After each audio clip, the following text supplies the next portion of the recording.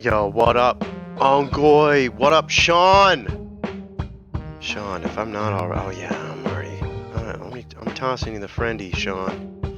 You the real deal, Sean. Pigeon, I missed the last stream. I napped at 2 p.m. Didn't wake up until 2 a.m. Hey, no worries, Pigeon. You rule. Everybody, we all get it. We get it. Sleep for me is an enigma. It's always kind of like, always eluding. Yo, Dormark Pirate, how we doing? Dormark Pirate, baby. You're watching Snowfall and Moneyworms at the same time. Night set. That's what I. Yo, is Snowfall good? A lot of people. I've seen a lot of stuff about it. I feel like it looks pretty good. This is Wikipedia, the free online encyclopedia that anyone can edit. All right, that'll work. That'll work. We're baking it. We're baking everybody. We're gonna go live at about 9:10 p.m. We're gonna go 9:10 p.m. Hey, you're a beast, Moneyworms. I appreciate it. Hey, tonight's gonna be a lot of fun, everybody. Tonight just looks good. It's gonna be fun. We're all just gonna. It relies on audience participation, but that's kind of what we're all trying to do all the time, all over everywhere. We got AIM toothpaste all queued up and everything. Yo,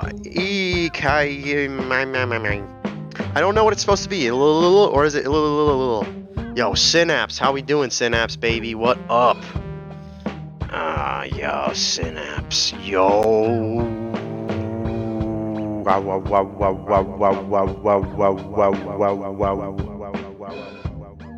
People. Yo, look, that was. Yo, that was straight up like, what's that called? So, what is it when you can tell the future? That was sick. Yo, Sean, thanks for the host, homie. Yo, that was pretty sick. Yo, where's Bacon Gamer?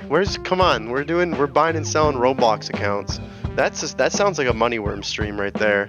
Buying and selling. Hey, Pigeon, thank you so much for 7 months. Yo, that's how long we've been streaming. You're a day one homie. You're by far I think you have been the mod the longest at this point. I think that is true, and you are a fantastic mod, as are you, Ongoing Muffin. And Tim. I saw Tim tonight. Exactly. Where the hell is Bacon Gamer? Come on. Where the boink is Bacon Gamer? Come on, get on. Get on, Bacon Gamer. We want some Bacon Gaming, dude. People. Yo, Sean, thank you for the sub. I appreciate you. I appreciate you, Sean. We're going to be live in about 2 minutes. We're doing dream interpretations for about, 45 minutes, and then we're going to go right into it. And we're just going to see where it goes. Yo, Fork You, thank you so much for the sub. I appreciate you, Fork You. 4 months. Yo, it has been 4 months.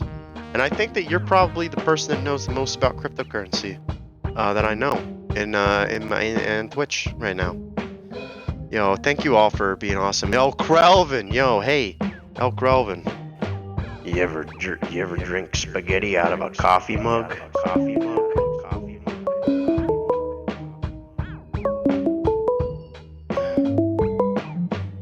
Call from People. Yo, Trip My Wire, thank you so much, sub. I appreciate you so much, Trip My Wire. Hello, Ongoing Muffin. We're not even live yet. What's going on? Oh, hey, I just wanted to call because Fork is high, so like I took advantage of his weakness, so that's what I did. You know, they say that we're slower when we partake in the halfling's leaf, but I think that we open up our minds into places we haven't ever been. You know, it's like that Harry Potter room where if you're looking for it, you don't find it, but does that make sense? Yo, Wabenabashi! Hey, Wabenabashi. Yeah, how's it going, Wabenabashi? My mind's always open. It's like my cranium is sawed in half. So my mind's always open. My ass is always open. My mind. Wabenabashi, thank you so much for the 6 bits. And might I say, Wabenabashi, I love your rigging and your character model. I think it's fantastic. It looks great, and I love all of it. I think it's fantastic. Is this a new thing? Is this my new shtick? I talk with somebody on the loading screen. Yo, Stash me if you can. How you doing? Well, you do leave the call in as soon as you go live. The title, the numbers in the title. It is good shtick. I'm gonna real quick dump this, and we're gonna cue this music. You'll hear the music shortly, Ungoy. And it is now 9:11 p.m. So I think we're gonna try it. Let's see how close I get. Ungoy, are you watching me? 9:11 p.m. It is. You can watch me? Let's see how close I get to being on Peepo's diddling hands, to where I can get my Jimmy Jams joinky, you know? He's got like. Oh, we were close. What the hell's going on here? I feel like this isn't right. Yeah, this is he has odd. arthritis? Do you think it's like There we go. arthritis? Do I think Peepo? Do I think Peepo? Are you asking me if Peepo has arthritis? Yeah, look, his hands are stiff.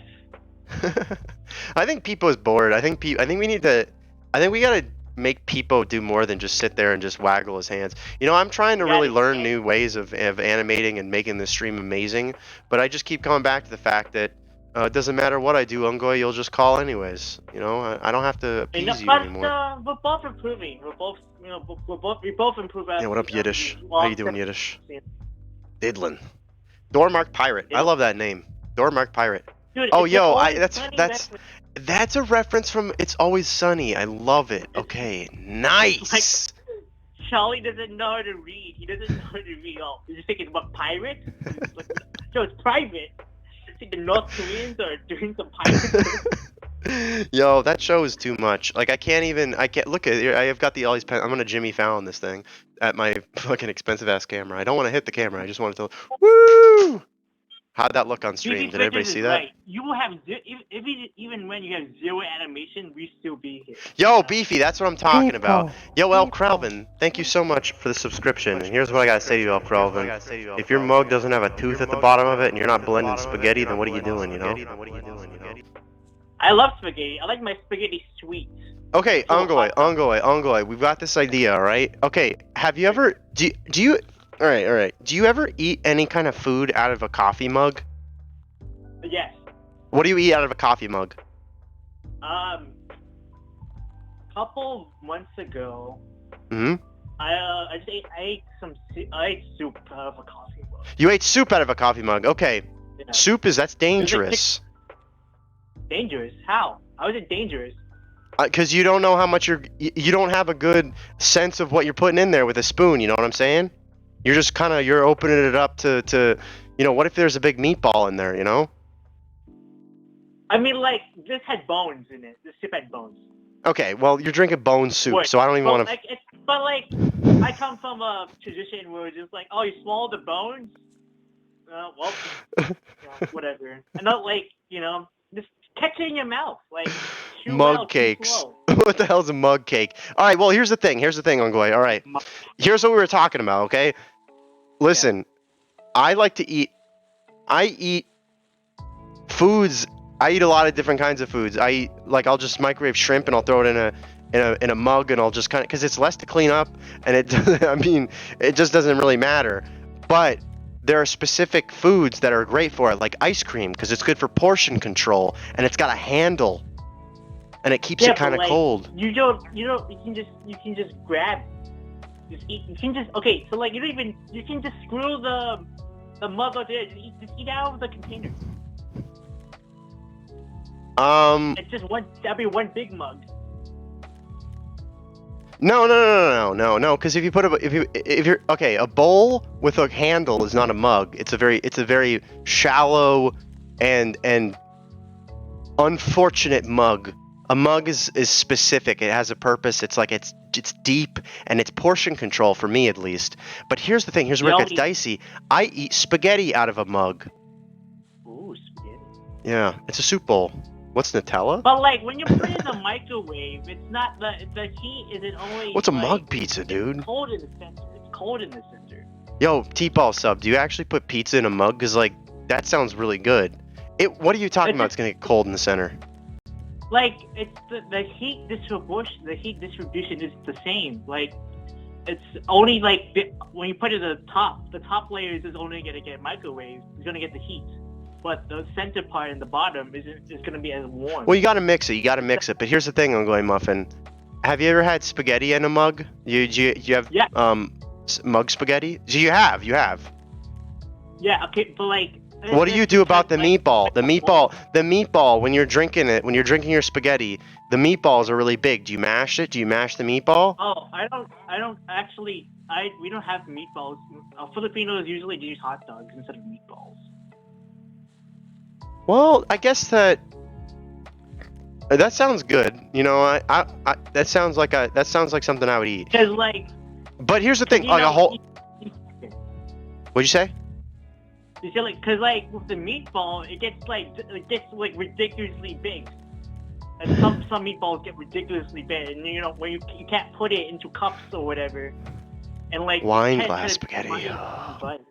That's why you had hot dogs. All right, do you chop the hot dogs up though? Because here's the thing. The thing about when you're eating food out of a mug, you just got to make sure that it's all like nothing's gonna surprise you. You don't want anything to rush you out of that mug and surprise you. That's why I'm saying soup is kind of a dangerous thing. Because when you're using a spoon, you know you what you're putting in your mouth. But like when you're using a mug, it's just going in there. Spaghetti is safe, but as soon as you start putting those meatballs or hot dogs in there, it starts to get kind of crazy. It starts to get a little bit risky. That's life. Like you have to accept the risk that you're taking. Like yeah, you can't know everything. But what if I told you I could take that risk away with a mug that helps break up the meatballs or hot dogs inside of your spaghetti?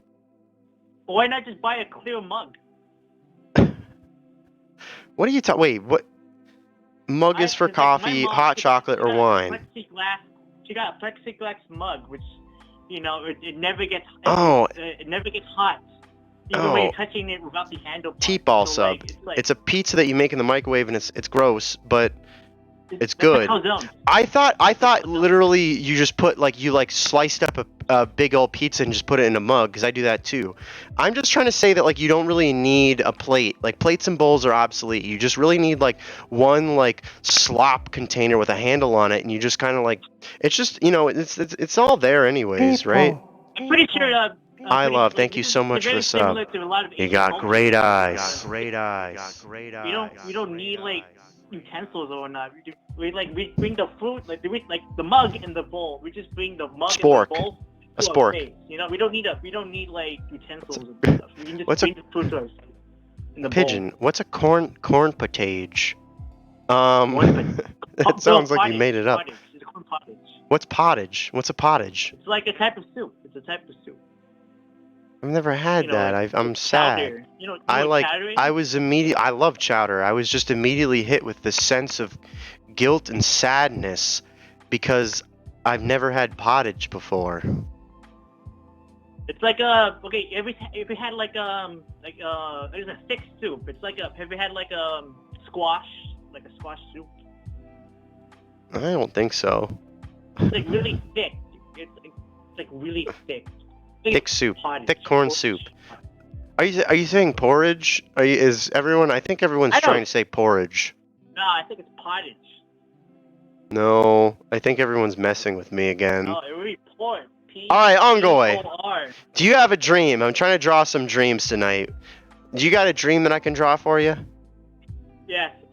So as you know, I'm taking my big exam. I've been studying for God knows how long. Hey, Salt Circle, how you doing, baby? Yes, the exam. Friday? You're taking it Friday? Yeah. This Friday? Yeah, this Friday. Everybody wish Ongoy a bunch of strength and clarity and amazing thoughts for this Friday. What time, Ongoy Muffin? That's 12 p.m. 12 p.m.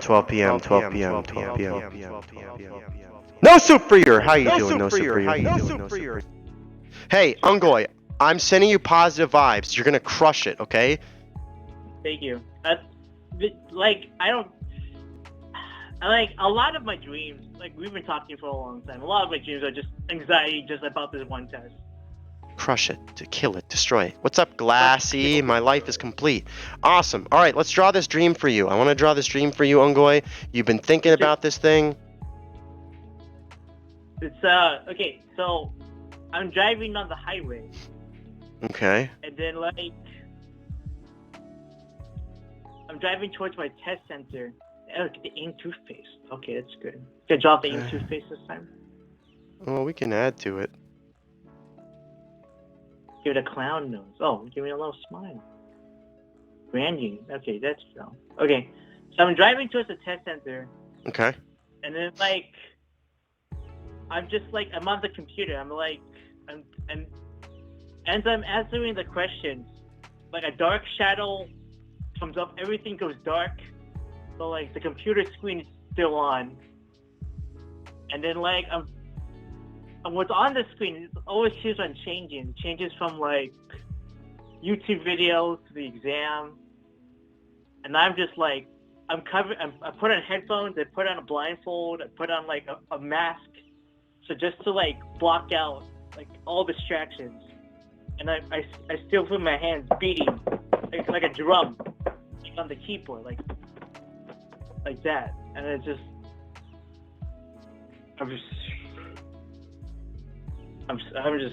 I'm scared that it might happen in real life. I don't think that's gonna happen in real life. And stop me if I'm going too far, but you said that you were driving on a computer? Yes. Yes. Also driving to a test center, but like To the test center. It's then like I went this to a different computer but, car. You know, And then you're going to this test center. And then like after I walk out of that exam, I'm just like I don't even know that I finished the exam. I walked out and everyone's just like congratulating me.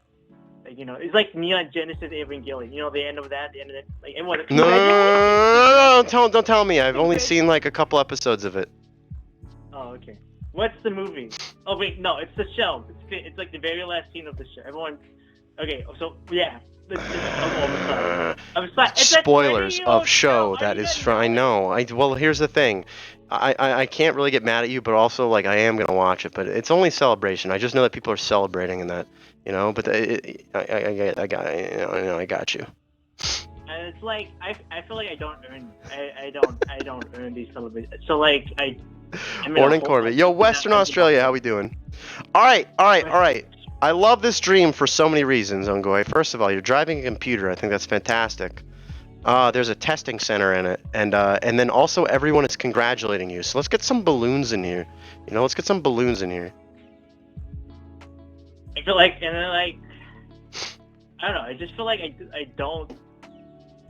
I feel like I don't deserve it. Yes, you do, Ongoing Muffin. Don't you ever second guess, doubt yourself. Because here's the thing: you get one life. Live it big. You live it how you want to live your life. You're living your life the way you want to live it, with the people you want to live it with, and the things you want to do. Here's the thing: you get one chance, one opportunity. Spaghetti, mom, spaghetti. And here's the thing, Ongoing Muffin. I think you're a perfect human being, and everything that anybody says is just a bunch of bullshit. Because you know deep down inside that you're the real deal. And here's the thing: you want to do this for the right reason, and all these people are celebrating you in this beautiful green pasture while you drive past with this computer, you know? Maybe I should make some spaghetti the day before, you know, just to calm And put it in a mug. Make sure you put it in a mug and you drink your spaghetti out of a mug, because that's how you're supposed to. Mug spaghetti. Spaghetti. Facts. Everything is spaghetti, and there wasn't spaghetti is bullshit. It doesn't matter. Exactly.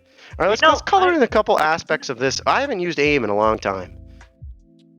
Why are you drawing AIM? I just want to give you a fun fact about space. Black holes, they cause a kind of process called spaghettification, where they take all the stuff that they sucked up. It becomes one big noodle.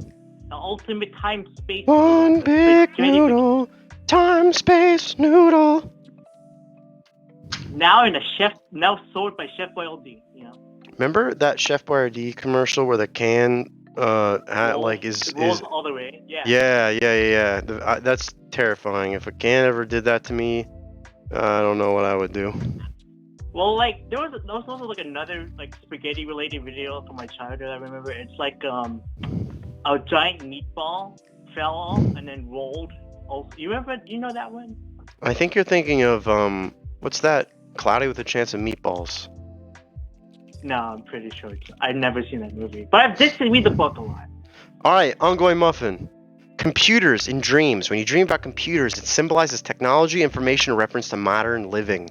Alternatively, you may have work to do and your dream was giving you a nudge to get going. You might feel that you're simply going with the flow and not being honest about yourself, but this computer is telling you, get going and accomplish your wants and needs. Oh man. Chef Boy R.D. Chef Boyle D revealing truths. Ongoy. Chef You are riding this computer, which is showing you the way. It's taking you to where you need to be and to accomplish your dreams. Or Indiana Jones. Was it? Yeah, a big giant meatball that was going to crush you. Ongoing muffin. Beep boop. Accomplish your wants and needs. Beep boop. Thanks, Nichols. Thanks. Oh god. And in space. What's everyone's thoughts about lasagna? Lasagna is kind of spaghetti, but it can be its own thing. Lasagna, the perfect material. Lasagna is like lasagna is kind of like a, you know, like spaghetti cake, and I like that. It's like spaghetti cake. You're right. I think it has too much cheese. I feel like Americans add way too much cheese. I know, man. But here's the thing. I love cheese. But never enough cheese. The dream of celebration represents feeling of being pleased with a situation that has changed for the better, happiness, to see a goal achieved. So here's the thing. I think I achieved making friends. You know, last year I had 0 friends. Now I have you guys, all you guys. Moneyworms, Force Above, Athena sleeping. You know, Insomnia. You know, Drumahar, Nichols. I have all you guys now. Like it's crazy that a year ago that I never had this. I was just studying just to get out of college, you know, and it was like an awful thing because like my graduation was just a PowerPoint slide. So like, it's you know, so it's great. It's been good to see you grow. It has been a wild ride on a computer to a testing center where people are going to be celebrating you. Ongoing muffin. I feel like the lasagna is the pancake of the pizza world, or the pasta world. It is. Hugs to you, ongoing muffin. Yo, you got some good emotes. I like that one. I got a Much emote. love to you, ongoing muffin. I'm gonna sign this one up. I know I have a million things to send you. Send me your. Resend me. I think you sent it to me recently. So resend me where I'm gonna send everything, and I'm gonna just go through all my books and send them in a big vanilla envelope. And I'm just gonna attach them. Yeah, you gotta send me that fan art. I'm just gonna attach these things to a balloon and just send it south and see if it. And you might get it or might not get it. You know. Deep ball sub. I trust the wind. Will the pizza be a pancake? I trust the wind and Moneyworms. I know, Pigeon. Listen, everybody right now. I don't care if I think my head's gonna get cut off. Hold on. Yeah, okay, that didn't work at all. Gotcha. I got your fork. I did the mail. Oh! Oh, great. Oh no! Listen, everybody.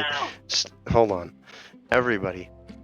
I know I owe a lot of people a lot of stuff. Please send me a private DM on Instagram and just say all the things that you need from me, and I'm going to rip them out of the book, and that's the first step. And the second step is getting them into an envelope, and the third step is putting that envelope into a mailbox and then getting it to you. I have seriously, I've got probably 900 pages of stuff at this point, and I kind of got to, I gotta send them on out there. You know, I'm glad that the U.S. Post Service is getting some use after. Obenabashi smoking time clock I made. Thank you. I want that. Hey, ongoing muffin. Thank you so much for calling in. Thanks for calling in. This has been a rad call, and good luck Friday. And then we're gonna celebrate on Sunday again. Yeah. But you're amazing, and you do not have to watch me on Wednesday. Take that time Wednesday to collect yourself, and if you need to do any last-minute studying, don't feel like you have to be here. I'm gonna take a practice test that day, so yeah, take a nice practice test. Pop on, tell me how it was. Okay. Rad call. Thank you, Moneyworms. Sweet dreams. Dream big and wish me luck, guys. I love you all. Good luck, ongoing muffin. Sounds like something from Puff the Magic Dragon. That turned into a mobile. Is a thing I drew a long time ago. Oh, the smoking time? Yo, that was like 6 months ago. Can you burn all of them in a big bonfire on stream? Yeah, I've been thinking about doing some outside streams because here's the thing. You know, we're just trying to have fun on here. We're just trying to have fun. We're just trying to trip my wire, rad call, Yiddish, Ungoy, fork, just a little pigeon, T-ball sub, Yiddish, no soup, trip my wire, Sean. We're just trying to have Nichols with a V. We're just trying to have a bonfire, you know? It's 9:31. I'm telling you, tonight's going to be a lot of fun. Tonight's going to be a lot of fun. There's a lot of fun elements to tonight's stream that I've never done before, and I feel like it's going to be a lot of cool stuff. Visually, it looks great, and I think the story will come if we have people that watch it. If not, then you know what? That's okay. We'll just have fun. It doesn't matter. We're on the internet tonight, you know? We're interneting. It's the internet. Tailgating stream. Yeah, fork. Beers and hot dogs. Oh, thank.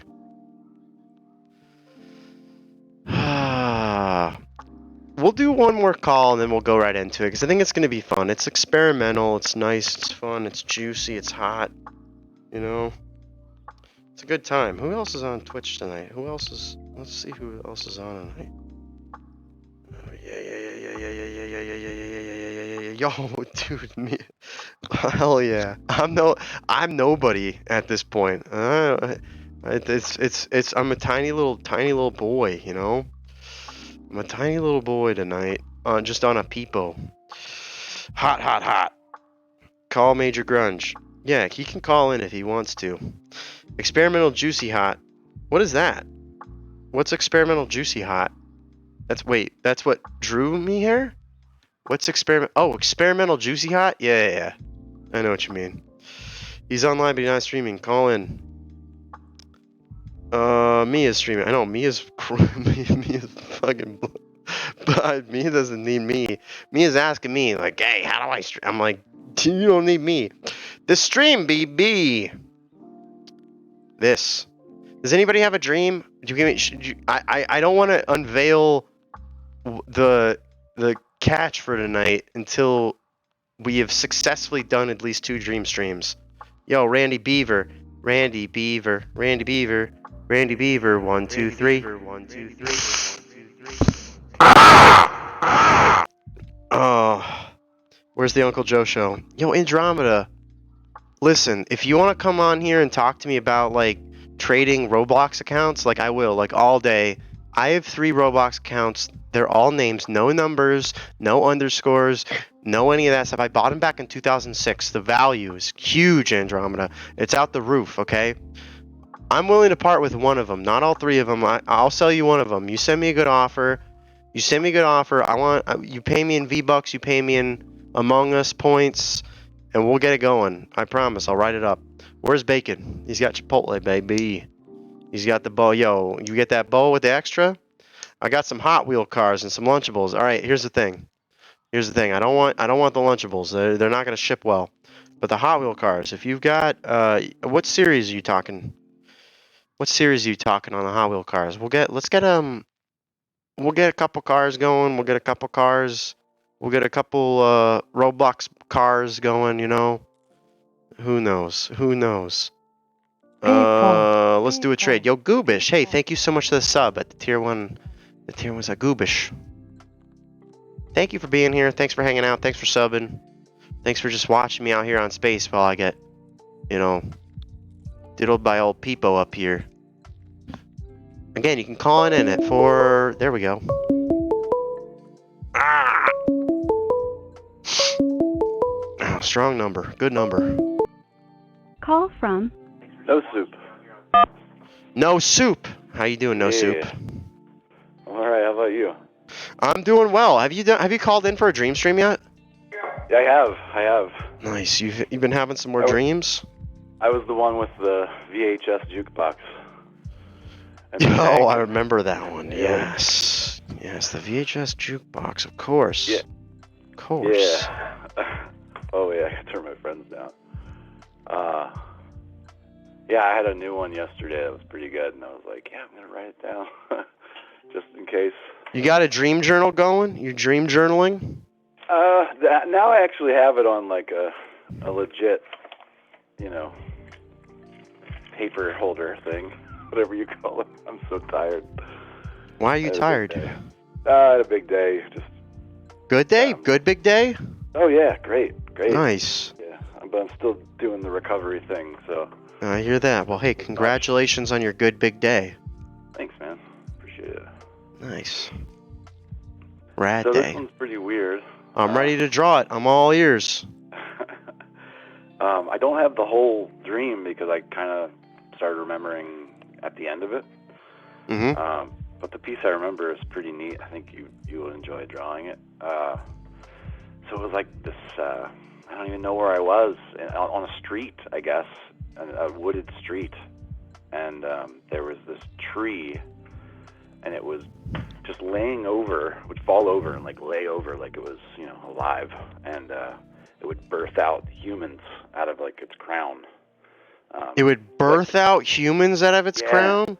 Yeah, like so the crotch, like of the crown, like it would lay over, and then it would just like spread its crotch kind of the crown, and then. Wait, what's the crown? The crown of the tree? So what is that? Yeah, so like where a tree goes up and then it splits, and like it's a trunk and then it splits off into main branches. Yes. Okay. That's the part where like full humans were popping out. Oh, okay. I didn't know that was called the crown. Yeah. So the crown of the tree is like the top of the tree, and then. So right where you got it. Like, right. So adult women were popping out of there. One was young and then one was old. Oh. Yeah. This is interesting. Wow. Yeah. All right. Okay. And then I'll draw the one that's older up here. Interesting. This is a good dream. This is something. This means something. I promise you.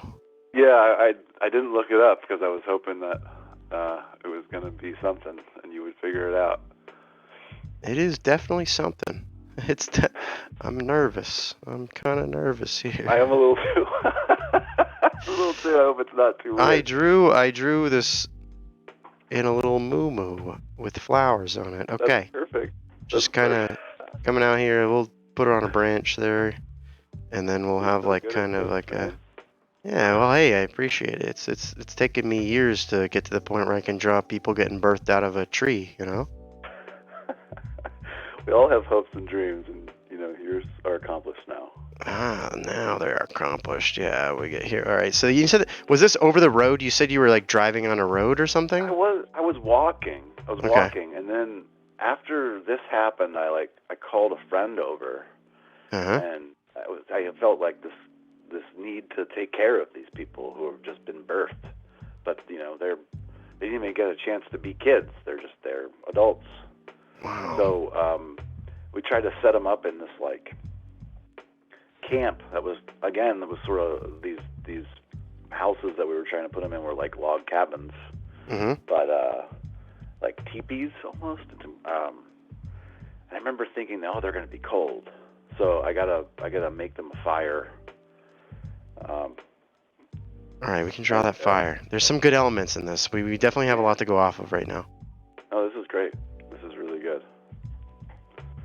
And there's one final piece that was really strange, and it's the part that woke me up. Okay. Hey, yo, Michael Beans. Thanks for getting sleepy with us, baby.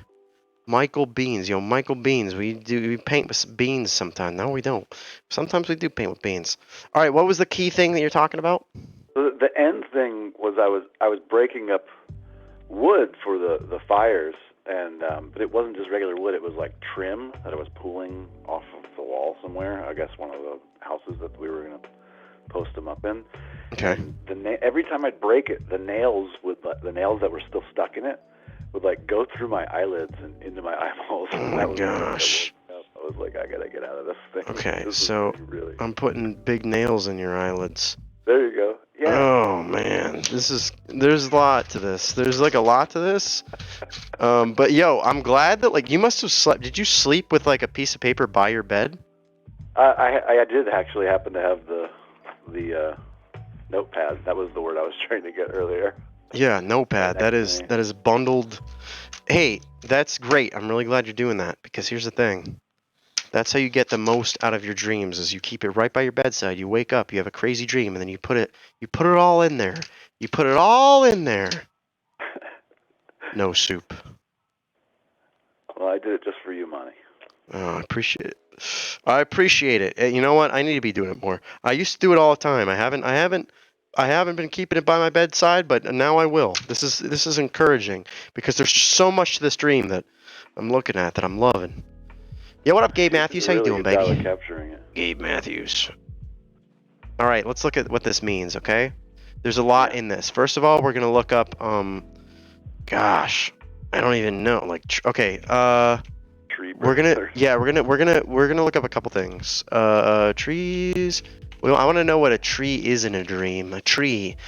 It symbolizes our desires, knowledge, hopes, our personal growth. All right. So I don't think that these are actually going to be. Hold on. I don't think these are actually women that are coming out of these. I think that your dreams are birthing pleasures in life, your desires, fulfillment. So your dreams, your wants, your desires, they are coming out, they are birthing in these pleasures in life. One is young, one is old.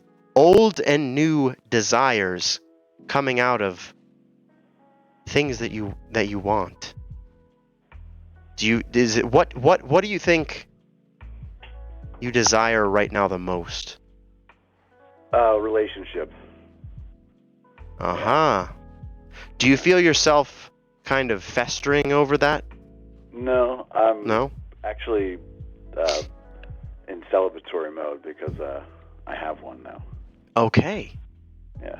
All right. So you're saying that you have one now. Yes. Yeah. All right. You wanted it, you've achieved it, you have it. Yeah. And now your dreams are telling you, this is like your dreams telling you that your wants and desires, they're being met, and to continue to keep these at the forefront. I like it. All right, now we're looking at, you said you built a fire, right? You built a fire for this relationship. I want to see. Yeah, to keep them. Yeah, to keep them people warm. All right, so this is your relationship right now. We've established that this tree birthing women is your relationship. Excellent. I love it. Now, the fire, it can mean you can be afraid that a situation may get out of control. Excellent. Do you feel like this dream is wild? This dream is very wild. I have a lot of anxiety about being in a relationship, even though I want to be in one. I've always been kind of fear of abandonment, I guess. Gotcha. Fear of getting tossed, kicked to the curb, so to speak. Well, here's the thing. Fires mean passion. Oh. And it can also mean right. anger. So okay. I think passion is definitely on course. I think so too. Do you feel passionate in this relationship that you're currently in? Absolutely. Yeah, totally in love with her. Well, here's the thing. You've longed for this relationship for so long, as tree birthing women out of crown. And this fire represents a passion. And that passion is what's going to keep this relationship that you've yearned for warm and sustained. Cool, man. Now, let's look at nails in your eyes. This is the part that's going to be like really dark, probably. I don't know. I'm trying to think of, I'm trying to really find it. I'm trying to search different things. Nails and eyes is not a thing. Okay. All right. But the eyes in your dreams represent your own soul. So, they can represent love, family, and the ability to see the blessings in your own world. Now, the the fact that you are blinded by these nails, what I would say, if we pull this thing all together, you've got the tree, birthing women. Again, you're longing for a relationship. You have the fires of passion that's going to keep this relationship going. Now, do not be distracted by the blessings in your own world. And what I mean by that is recognize the blessings. Don't let these blessings, don't be blind to these blessings. So all these small things, all the small blessings in your life, recognize them and take them for what they are and appreciate them. And with that, the fire and this tree birthing women, your relationship will continue to be strong. Cool. Dig it. I dig it too. Cockatiel. Hey, thank you so much for calling in. I appreciate you calling in. No soup. And I hope, of course, I love you too, homie. And I hope that this dream has brought you a little bit closer to the fact that you need to not worry about your relationship. Your relationship will be fine. Yeah. Use these fires of passion, and also these small things that you can recognize, these small blessings in your relationship, in your partner, all the small blessings. Make sure to recognize those and be thinking of those, because those are the things that are going to keep you from keep you seeing and not getting stabbed in the eyes by rusted nails.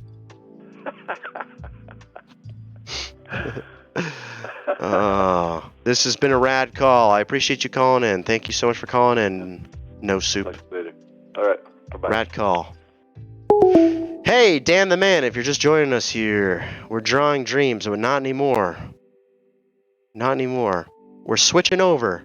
I need to use the little worm room, and then I'm going to be right back here with the segment that you've all been waiting for. We're solving mysteries tonight. Everyone, I hope you come with with the world's biggest mysteries, the mysteries that you have.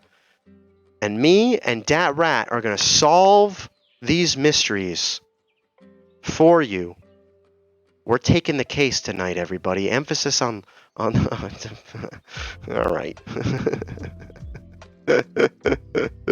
All right. We're going to switch over. It's going to take about 2 seconds. No, it's going to take about 3 minutes. Stick around, Dan the Man. You're going to see what the real stream is. The real Sunday stream is.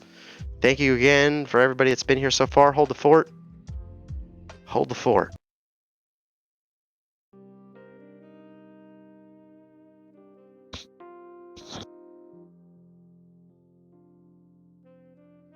No, we're not micing on. No. Well, I'll be right back, everybody. It's gonna be a good time. I'm actually gonna do the switch right now because I think it's gonna take me into the. Let's see. Hold on. Oh, yeah. Nice. We're already switched up. I want to see how it looks.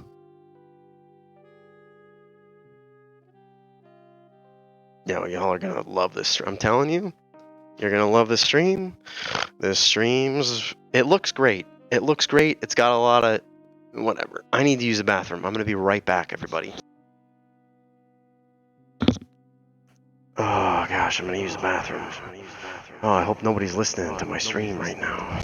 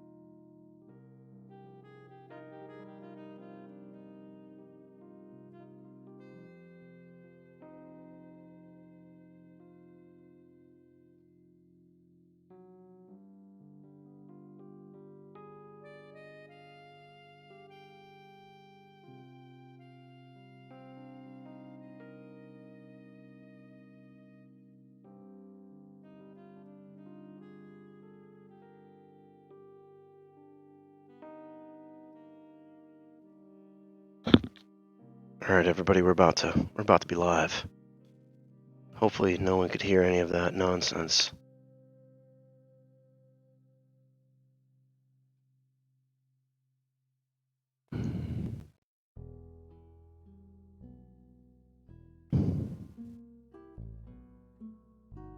Mike's on for Poopy. It's the Oscars tonight. I didn't even know that. All right, everybody. Let's get this going. I don't know what I keyed everything with. That looks pretty good. Well, it's we're sitting here in the office, Dab Rat. We gotta solve mysteries tonight. We gotta solve everybody's mysteries tonight.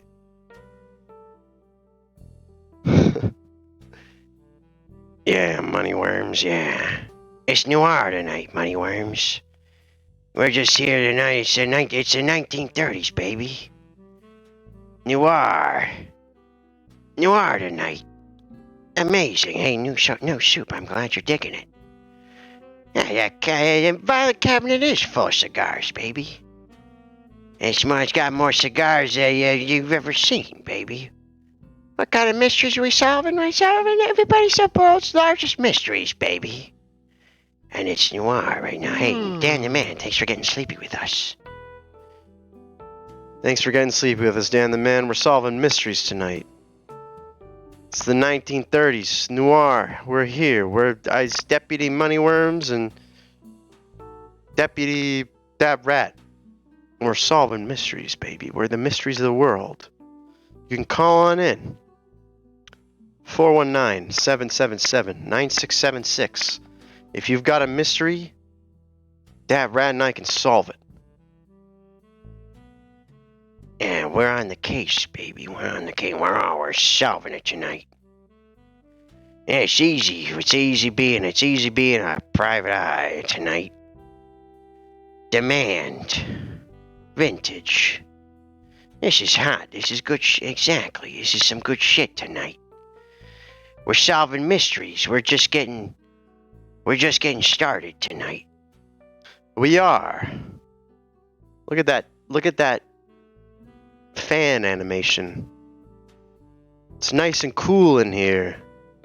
We're right outside. We're right across from the Flatiron Building in 1932, New York City. Everything's easy, baby. We're just solving crimes and eating pie and putting it on top of the filing cabinet. I'm a fan of the Fanimation. I am too. NYC, baby. Money Noir. Exactly, it's Money Noir. That's what I'm saying. Tonight somebody's calling in. Hold on. We're solving the mystery. We're taking the case. We're taking it tonight.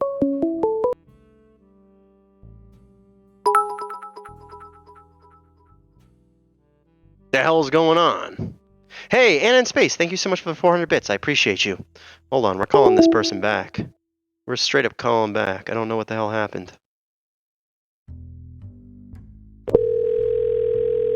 I've never done this.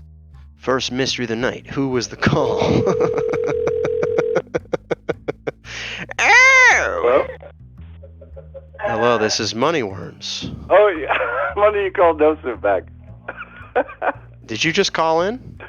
I didn't, no. What? Yeah, dude, I didn't. I've been, over here taking my meds, listening to you. Well, this certainly is a mystery. Somebody's messing with the phone lines.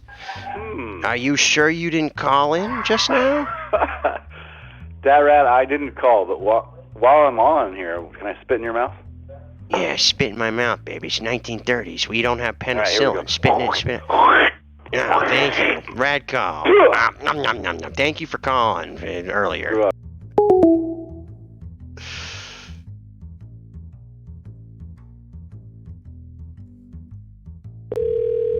Moneyworms, you're messing it up. This is the call. Hello? This is Moneyworms. Hello. This is that rat. Who are we speaking with? This is BC Fridgers. Ah, Beefy. I think that's who we were supposed to. That was supposed to call. I think it was too. Beefy Fridgers. That was mysterious. I think something's Yeah. going on tonight. Something's in the air tonight. Somebody's messing with the phone lines in New York City. Yeah. I think. Maybe somebody's tapping your phone lines. I think the government's trying to get on your case. Ah, the government. The government. We love the government. The government is bailing us out. It's the 1930s. It's beautiful. The government's that's- amazing. What are you, one of those commies? That's great. Are you one of the, what's going on in here? Oh, You know? no. I Beefy wouldn't go Fridgers. as far as calling myself a communist. Ah, right. That's what I thought. I was saying we accept work from everybody, but if you wanna, if you're just if you're a commie, just like I am If too. the just early let me know. 1930s taught us anything, it's that our capitalism is pretty fragile. Yeah, spitting in mouths is fine, and you just gotta wear sunglasses and a nice cool hat, and you can solve mysteries. That's right. Those kind of look like vintage 1930s Ray-Bans. They are some vintage Ray-Bans. Yeah, they look nice. So let me ask you, why are you coming in today? Why you coming into the office today? Well, I got a real mystery for you. Ooh, I like And a good mystery. I've been trying to figure it out myself for quite some time, and I just can't quite get to the bottom of it. Well, hey, Dad Rat and I are here. We're gonna try to get to the bottom of this thing for you, and then we're all gonna celebrate with a couple cannolis out on Broadway Street.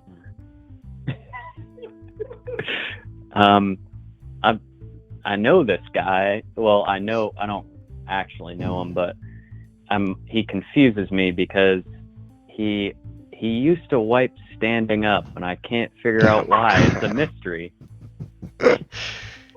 Wow. Wiping standing up. Why would you ever wipe standing up? I feel like if you're wiping standing up, you're just gonna get shit all over your ass when you stand up. Why would you? It sounds That's counterintuitive. Yeah, I do actually have a real mystery that I want to talk about, but Oh, I thought we were going to I'd start talk with that. about the mystery of the guy standing up, taking a shit standing up. Does he poop standing up, or he poops and then he stands up right after? Something tells me you're probably going to, at some point on this stream tonight, it's going to take a turn back towards poop. Now, it always does in here. Well, here's the thing. Yeah. Pooping and then standing up, it's fine. The 1930s says it's totally fine. It's a normal thing. A lot of people still do it in the 30s, and they say in the year 2020 that will still be some people are still going to poop and then stand up to wipe. That's right. So my real mystery is I got a UFO story, and I'm trying to figure out whether it was aliens or not. Oh, let's open up a case. Hold on. We gotta make sure the thing is all cleared. All right, we're gonna open up a case. Whoa, the case of the what? The UFO machine? Yeah. I'm trying to figure out if this is if it's a if they're really. I mean, are there really even aliens? Are they trying to, why would they, hang out here on Earth? What out of all the places in the massive universe, why come here? This is suspect, especially in the 1930s. We don't have anything that they would want. Are you hearing what are the rumors going around? Are you hearing that there's some unidentified flying objects going around? I got a story. This is actually a real story. I'm not gonna say what I actually do for work, but I will say that I work for the federal government. Wow, we got the feds in it. Hey, that's okay. We don't work for the. We don't work for the feds in here, but you know what? We work with a lot of feds, and we like the feds. Yeah. We like taking on stuff for the feds. I got this story from work. That there was actually, it just happened recently. It happened last night. that not far from where I live, there were some reports of a UFO. And like I said, where I work for the government, and these reports came in to where I work late last night of some unidentified lights. And they were blinking and flashing and moving, like, flying around the sky, but not in like normal, not behaving to like what we would consider normal, like, I guess, flight physics or whatever. They're just flight physics, zooping around and like, stopping midair and then shooting all around, up, down, left, right. Yeah, how do you think we could rule out some of those laser pointers? Maybe it's a laser pointer. I don't know if these are laser pointers. So the reports actually came from actual pilots who saw these lights flying all around their planes. So I feel like a pilot can know what a laser looks like, Dan's asking. Now, you don't dox yourself over the internet, but does this have anything to do with Area 51, do you think? A little far from Area 51. A little far. Well, I mean, they probably know about Area 51. They're not going to go there. That would give it away. Probably, Come on ahead, spit my I know. mouth. I feel like wreck. Oh, Mia, thanks so much for that. Everyone knows about Area 51, so Big I don't think giant aliens ray, are probably going to steer clear of it. Mia, baby, thank you so much. We got T-Boss up and Beefy Frizzers, I'm assuming, on the call, but mostly Beefy Frizzers. And Beefy Frizzers, we're taking the case. We're taking the case. Mia, I don't know where you're streaming. I hope you were streaming some good stuff. Thank you so much for the raid. We got some reports of unidentified flying objects. We're taking the case, Beefy. Let's open this case report up, all right? Are you ready to open this thing up? Yeah, let's do it. Oh, Yiddish! Thank you so much for the 5 Get the subs. Thank you so much. You're amazing, Yiddish. All right, this is the case of the UFO machine, and then we got Beefy on the phone. Look at this. I've never done this before. You can put her name on the report if you want to put it on. Beefy and Teat. Yeah. All right. What does this say? I wrote it. Info. All right. UFO. Government person info. Yeah. All right. This is for the culprit right here, up here. But we got reports of UFO. Let's draw this UFO. Do you know what it looked like? Can you describe maybe what it looked like? Yeah. So it was circular. So the report was that it was circular and it had like a ring of just like solid lights around the edge of it, and then it had a white flashing light on the front of it. Okay. Nice. And again, everybody, welcome from Mia's stream. What's going on? How you doing, Mia? I hope you had an amazing stream. I saw you were crushing it tonight. You're an amazing person, an amazing streamer, and I can't wait to see what you do. Thank you so much for bringing some people over here. We got Beefy. We're talking about UFOs. All right, let's get this case drawn up. All right. This is apparently this is top secret, by the way. I hope you know this is top secret. There. Yeah, I don't want to. We can't let anyone know that we're talking about it. That's okay. We've been smoking cigarettes and just filing names into a filing cabinet tonight. All right. I hope you got a good lock in the filing cabinet. Yeah, we got great locks on all these. What should we file it under? Are we filing? What are we filing this one under? You think we got A through K or L through Z? I think L through Z for unexplained. Unexplained, yeah. Again, let's look at this. Let's look at this thing. All right. What does everybody in the chat think? What are some there's some red herrings in this. Circular? Why does it have to be circular? Yeah, why does it got to be circular? Why can't it be square? I still think it's a laser pointer. It does. sound like a very traditional UFO shape and description. Like somebody who sees a UFO on TV. If they're making up a story about a UFO, it's probably going to be round with some lights on it. Well, if it ain't broke, don't fix it. Yeah. That works for. Everybody in the 30s says that. If it's not broken, don't fix it. They seem like they're friendly too. Were they menacing at all? It seems like it's just why do they always come with just crazy lights? Yeah, I don't. They were just out there, just doing their thing. Maybe like going for a joyride. I don't think they were trying to hurt anyone. Jews in space. Now, I think it's laser pointers. I think it's a bunch of kids in the Upper West Side flashing some laser pointers. A lot of laser pointers in the 30s. That's when they were the most popular. Lasers. Everybody had lasers in the 30s.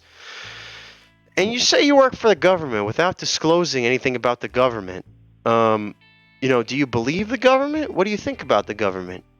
That's an excellent question. You know what? I believe Uncle Sam and the government they're signing my paycheck, so you better believe I believe them. Yeah, about what though? But I don't know. Is there something specific that you want to know that I believe about them, or their stance on UFOs? Listen, maybe they're putting out the UFO sightings just to jostle us because the communists are coming, just to get everybody, use a scare tactic to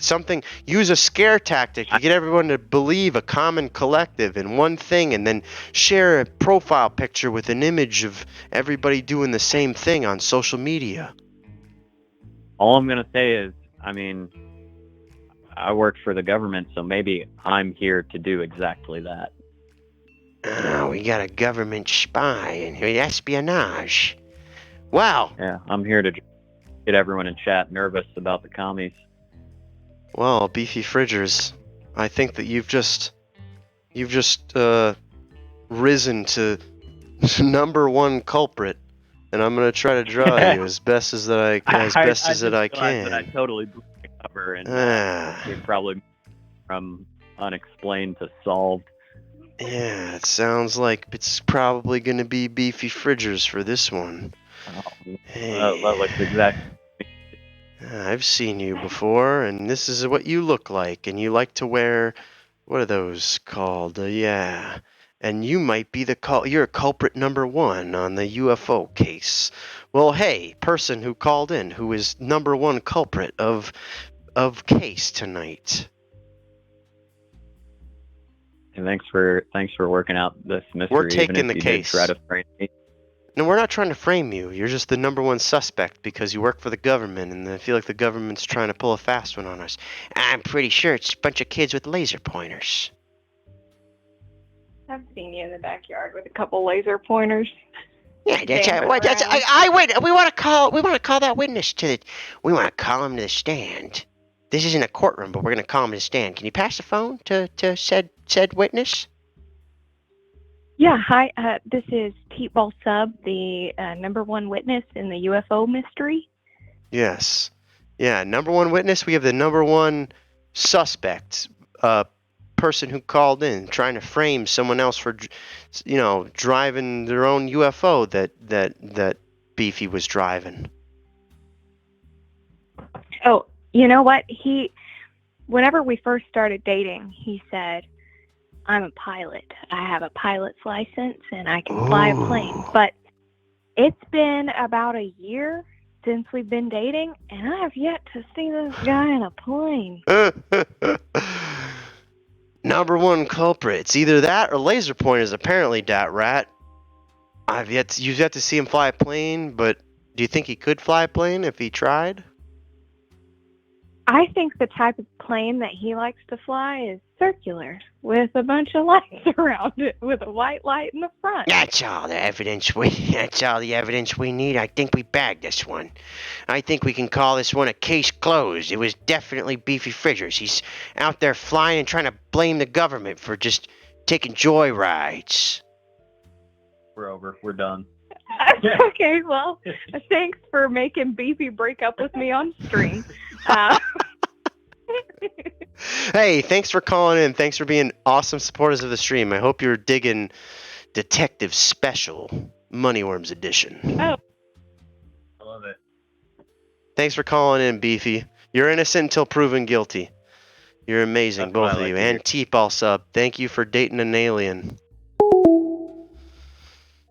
Oh, is there someone dancing above the window? There might be. Again, we're solving your mysteries. You can call on in at 419-777-9676 Worm. And again, Mia, thank you so much for the amazing raid. I hope you had an amazing night. I hope you're doing great. No soup for you.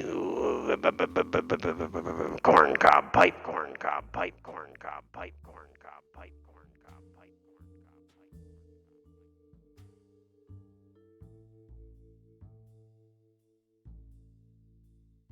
Corncob pipe. Corncob pipe. Corncob. Yeah, you see, everybody smoked the corncob pipe. Corncob pipe. Corncob pipe. Corncob pipe. Especially in the 30s, the early 30s. 419-777 Worm. I'm telling you, it's laser pointers a bust. Most of these, I'm telling you, most of these mysteries are gonna be a laser pointer from me. I'm pretty sure laser pointers are gonna be the cause of most of these. I don't care what they are. Call from Robert's master. Roybos Master, but you stumbled into the office of Detective Moneyworms and Detective Debt Rat. We're here to... see, I seen your names up in bright lights all over the city, huh? Yeah, wow, now it's a guy. Yeah, now it sounds like you're really fitting in with the motif here tonight. Yeah, you know, I got a little man, see? I got a little man deep inside me, and he tells me when something's wrong, when something's not right. And I gotta tell you, there's something not right about this. I don't think there is something right about this. Hey, have you, what do you think about Big Band and all the, you know, 1930s stuff? Big band and swing, yeah, baby, yeah. I don't think I can keep that going. I don't think I want to keep it going either. But here's what I gotta say. No. Thank you so much for the gifted subs. I appreciate you. You're amazing. You got great eyes. Take care of that RB boy. You're an amazing mother. But hey, Roybos, I understand you got an amazing case tonight. I'm here. I'm all Amazing. ears. Yeah, baby, swing. Yeah. There's an unsolved mystery. Yeah, what's this mystery all about? Is it laser pointers? Have Well, you seen a bunch of laser pointers out there? It takes place in Boston back in 1990. I mean, 19 whatever. Mm-hmm. You know? Mm-hmm. And this is actually a real one. There were two guys, they dressed up as cops, and they went into a museum in Boston, and they stole like $15 million worth of paintings. Whoa. Are you and they got away with it. Have you ever been to Boston? I'm from New Hampshire, so yeah, I've been to Boston many times. Were you in Boston in 1990? No, I was not conceived until '93. So no, I was not in Boston. Listen, Moneyworms, Moneyworms is always he thinks everybody that calls in is the culprit, and I'm here to play devil's advocate. Yeah, I mean, I know some people that may have seen some stuff, but I'm not liable to say, you know. I'm not liable to say either, and I'm not trying to listen. We're trying to hear everything that we can. What kind of art was stolen? Yeah, what kind of art was this? What kind of expensive art are we talking? Rembrandt. I think there was at least like one Rembrandt in there. Well, now I'm starting to second guess. You seem to know an awful lot about this whole ordeal that happened. This heist. The heist. Where did it happen? Where did it take place? 13 extremely valuable pieces of art worth $500 million, not $15 million. I just looked it up. I'm like, wait, let me get my facts straight. Oh, that's a whole lot of scamoles. That's a whole lot of simoleons right there. That's a lot of dough. We gotta solve this case, Moneyworms. That is a lot. That's not your average amount of heist stuff. Catherine Zeta-Jones. And the Gardner Museum is offering a $5 million reward for information leading to the recovery of these works in good condition. Still, if Yep. I were to say, listen, if I were to just postulate, is that a word? In the year Yeah. 2021, if someone was saying I'll pay $5 million for whoever has information about this heist, would that be true? I think so. I think they're still. I mean, the Gardner Museum's still around. They're still popping. It is still around. Let me say, I don't think this is the work of laser pointers on this one. Let's I don't open think up the so either. Moneyworms. Let's open up the case file. Let's just get this thing. Come on. Let's get this thing. Let's get this thing documented. All right, let's document this. First of all, it was a sleepy Boston night. You know? sleepy Boston night. First of all, I need info on this. This is Roybos, right? You said your name was Roybos? Yeah, the master. I'm just gonna say the master. Nice. The master. I drew into the thing. That was supposed to go for name. The case name. What are we calling this? The what was this museum? This is the Gardner Museum in Boston. Gardner Museum. Boston, MA. That's the name. Boston. MA. Boston. All right. So you're saying what was this? What's the heist going on here? What was stolen? Let's draw a couple of these things. So 13 valuable paintings. Bunch of Summing up paintings. to $500 million. Couple Rembrandts. Rembrandt was the guy that drew dogs as clowns. Storm on the Sea of Galilee. Yeah. A Gentleman in Black. And dog as a clown. He was the guy that Rembrandt liked to make clown dogs. For them, smoking cigars and playing poker. Yeah, is that a Rembrandt? Yeah. All right, Yeah. and then what do you think? What do they think? What's the number one? Was it somebody, a guy with a circular head that stole it? Who stole this thing, huh? The one of the guys that nobody knows.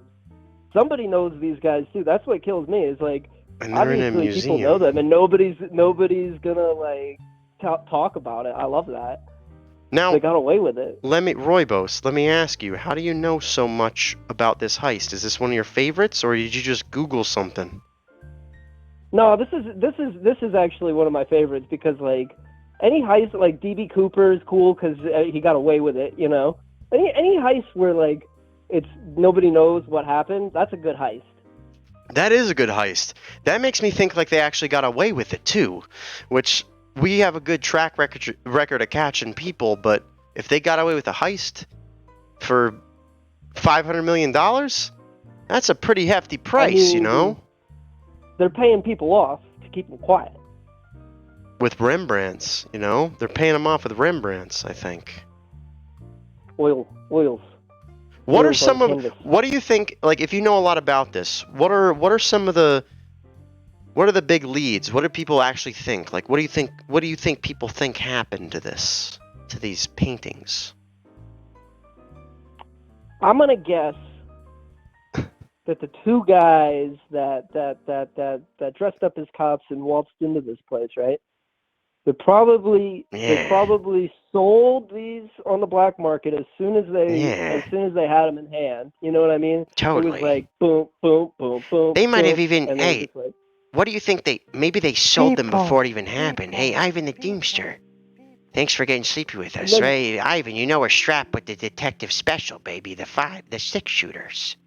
What do you think happened, probably Roybos? the Maldives. The Maldives? Or like Tangier. Yeah, or like Tangier or something. Pangea. Yeah, I could see them in Tangier. In Morocco.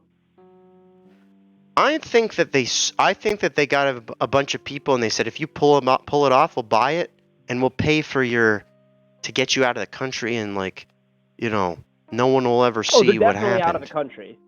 Yeah, they're definitely out of the country. What year did this happen again? They wouldn't hang around. What year did this? 1990. Good year. Yeah, Good year I know, for right? Seinfeld. Like, No facial recognition, no social media. So, like, I mean, because you think about that, you couldn't pull that That's off today. very true. You have could your not. face. You have your face. You've got your cell phone. You've got DNA, like Little known DNA fact, people didn't evidence. have faces in the 90s. None of us had faces in the 90s. Yeah, everybody was Yeah, it pointing wasn't laser until pointers. camera phones came out. Everybody that was people had putting faces. shining laser pointers at everybody's eyes. Nobody could see anything in the 90s. Exactly. Yeah. Detective Special. What's going on, Casey? How's it going? Dial-up internet, yeah. Dial up. You know what? Wait for it. Here's the thing. Here's what I'm gonna throw this one out here. 1990. Al Gore is thinking of running for office. He needs some money. He knows Clinton's clinched it. He knows in 1998 he's gonna run for it.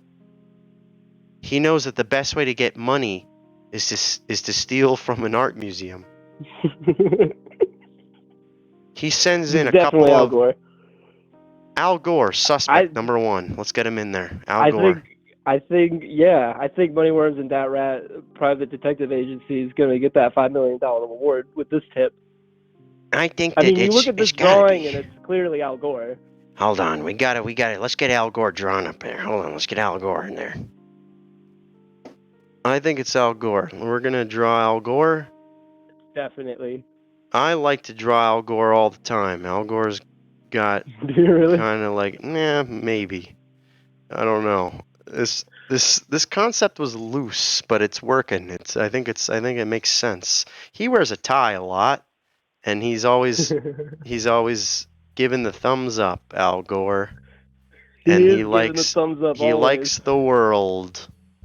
And he likes how the world works. That's Al Gore right there. He's not a huge fan of convenience, but he's a cool guy. He's not a huge fan of staying in the lines too. Hold on, let's see if we can get it in here. This idea was a little bit better in my head. All right. Lines are for squares. Listen, and he made the internet. He did Salt Circle. He's making the internet. Lines are for circles too. Lines can be for triangles. Lines can be for triangles. Listen, as long as you got a laser pointer, you can make anything happen. I think we got a solid case. I think Benjamin Franklin would be proud. I think Benjamin Franklin would be proud too. And here's the thing. We're gonna keep this case open. I don't think we've completely closed it, but we're gonna take Al Gore into custody in 1932. Maybe. Yeah. Maybe you'll get some clues. We're gonna get a couple clues. We're gonna get a couple clues. And what was this called again? Get that $5 million. Hey, if we get this $5 million, you get a fifth of it for giving us the tip. Hey. You give us the tip, you get a fifth of it. That's kind of how it goes. And we're gonna file this one. Where do you want to? I've been told just the tip is always a lie, but the tip is always a lie. The tip could be a lie, and it might be a red herring. But you know what? Where do you want us to file this thing in those cabinets? It's open. This case is open. It's almost closed. I think we need some more clues. If I come up with any, I'll get back to you. Let's keep it on the desk. Let's keep it nice on the desk, and let's make sure we get Al Gore before he's born. But yeah, let's get him. Let's get him. We're gonna be the first people there. We're just gonna get delivered right into our arms, and we're gonna question him and then interrogate him right there. Yeah. Hey, that rat is a bad cop. Obviously. He's kind of been good cop tonight a little bit too, but he's intrigued by the laser pointer. Well, hey, Roybos, thanks for calling in. We're gonna keep this one open. We didn't get any more clues than knowing what happened. But you know what? Thanks for calling in. Very rad call. Yeah, you have a swell night, see? Hey, you got cannolis on us, you see? Yeah, over there with Mike and Tony's, yeah. Roybos, thanks for calling in. 0.0, that's what was typed in. That was typed into my thing, so that's what we're typing in. Wow, let's get this royalty-free noir music going. Come on. Wow, that's some good music. Yeah, case closed on that one, kinda. Not a little bit. 0.0. Yeah, it's some good case. That's a good case. Nice big case closed for everybody. We're chain smoking cigarettes because they're not bad for you.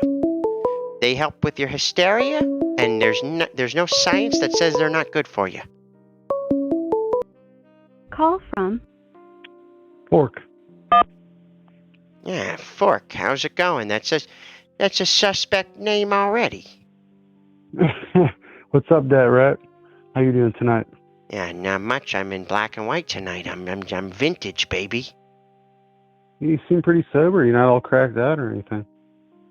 Well, I wouldn't say that. Here's the thing. I'm wearing sunglasses because my eyes are all bloodshot from 30s morphine.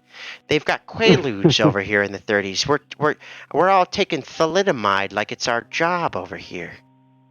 Anna in Space! Thank you so much for the gifted subs. I appreciate you, Anna in Space. Thank you for the gifted sub to Dylan Bikes and Things.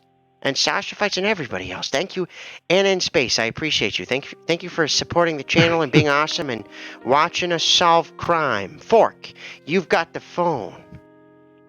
Yes, I have a mystery for you guys to solve.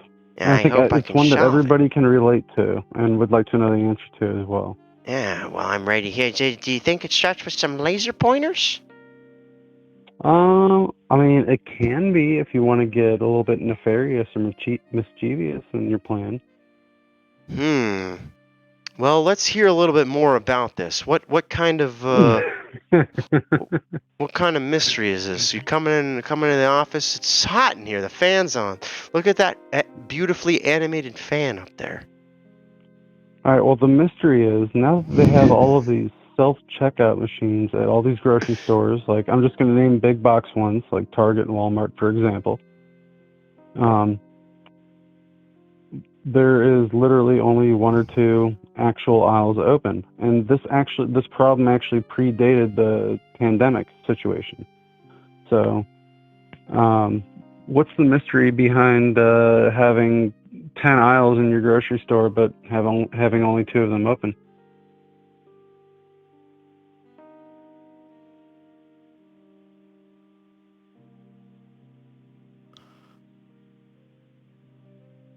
Are these self-serving aisles? Or are you talking about there's this person behind the aisle? Or the I'm talking about counter? one with an actual cashier. There's like typically 1 or 2. But the self-checkout lanes will be open, and there'll be like 10 of them in there, but they'll all be full with people with full carts because they don't want to stand in line for the one register that's open. Well, let me ask you, how many? So the mystery is, okay, hold on. Underemployment or the company cheaping out? That's a good question. All right. I think it's somebody shining a laser pointer, and it's it's probably a laser pointer. It's not a laser pointer. Here's what I'm going to ask you. Is the 10 items or less checkout also open? Yes. Well, not typically, but when it is, they don't really enforce the 10 items or less rule. And it's particularly infuriating when you have 2 items in your hand and the person in front of you has a cart full. And they're still using the 10 items or less? Yes. I've never seen that. So I'm not calling in to like bitch and complain. I'm calling in to just solve the mystery. Listen, you can call in and like, bitch and complain if you want, what is because that's going on? evidence. That's evidence. But I'm trying to ask you questions. Hold on. Let me ask you a question. How many items is too many items for the self-checkout? Well, it depends according to the sign, but I'd say for like morality and ethical purposes, I'd say 20 or less, as long as you can do it in and out real quick. Wait, no, hold on. He's asking you. He's asking you a different question. He's saying, how many items is too many for the self-checkout? Oh, if you can't hold the amount of items in your hand without a cart, beyond being like, a couple cases of beer, then you probably have too much. Somebody's saying 10 to 12 items. Yeah, 10 to 12. That's totally Let me ask you, understandable. Fork, are you like above 18? Like a Are you 18 handbasket plus? full, but a whole shopping cart. I mean, that's a little excessive. Here, all right, so maybe they realized at these Targets and Walmarts. I haven't heard of these. I've heard of Sears Roebucks. I've heard of Sears Roebucks, and I've heard of, a Carnegie Deli. But outside of that, what do you think? Maybe they've seen that statistics in SQL language of people scanning items has told them that more people have enough items to use the self-checkout than to actually use a checkout. So that it probably makes the most sense to only have 2 people working behind the counter, physical people. Mm-hmm. But doesn't that cut back on customer satisfaction? When you're it's kind of disheartening when you have 2 items in your hand and then you're behind a line. Yeah, it is a good the question. only line. And I like when the person asks me, "Hey, did you find everything you were looking for?" And I say, Yeah, I like that too. "Yeah, it's a fucking grocery store. Nothing's hidden. I found everything that I'm looking for." And then pass me a pack of smokes. Give me a nice pack of Salem's. Give me a nice pack of Cools. 1930 Salem's, baby.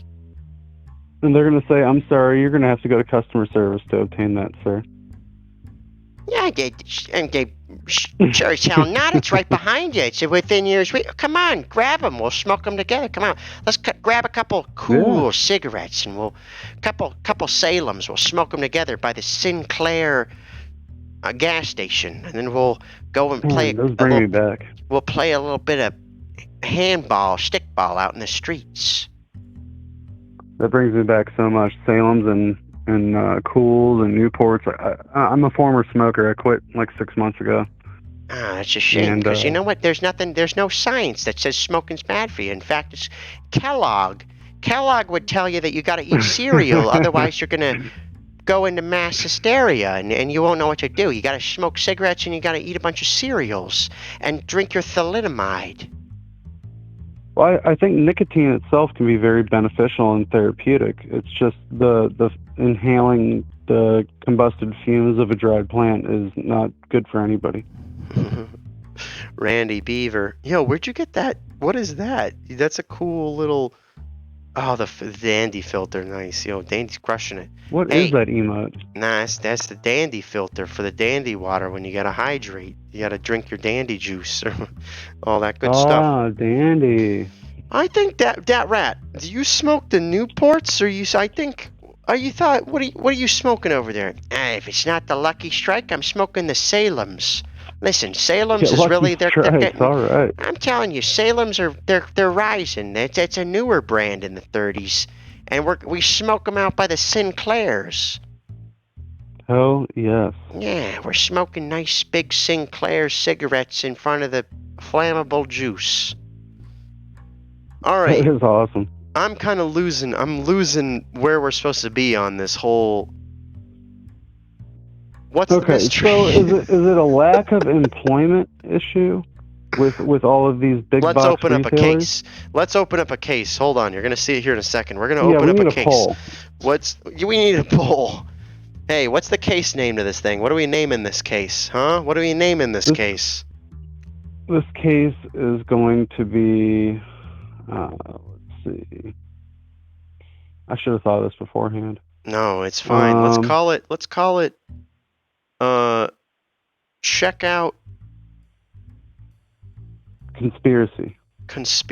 I was gonna say conundrum. But I like conspiracy. Oh, conundrum's a good one too. No, that sounds like a game in Mario Party. Checkout. How about conundrum? Checkout conspiracy conundrum. I don't know how to spell conundrum, so I like checkout conspiracy. The grocer's line dilemma. I like that too, Roybos Master. That's a good one as well, actually. All right, I like checkout conspiracy, and we got on the phone. We got Fork You too.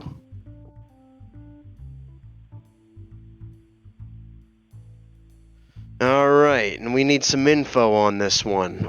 This is we got. You said Target and Walmart.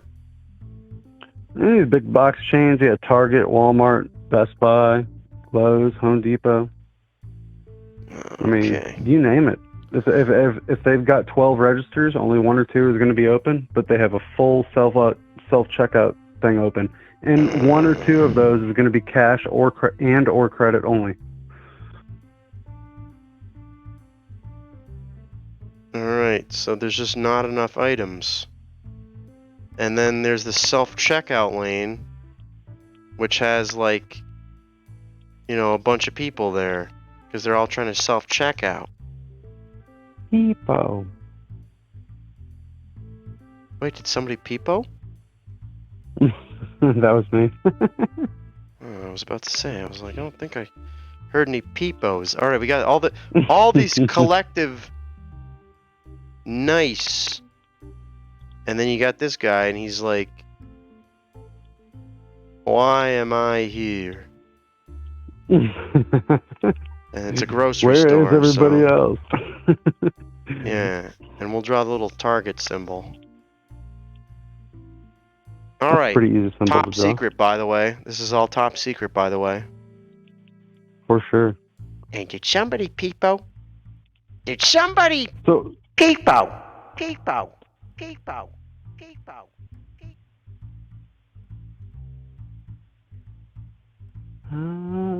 That might have just been me saying peepo. Are you untrustable? Are you uncrustable? Listen, don't mess around with us. We're trying to get to the bottom of this. All right, let's look at the case files again. Hold on. All right, so this is a checkout conspiracy by Fork U, Target and Walmart. You're saying there's too many people at the self-checkout, and there's not enough people using the regular checkout. Yeah, they have enough employees, working the floor, but like nobody's at the registers because I guess they figure the robots can do it for them. Is that a bad thing?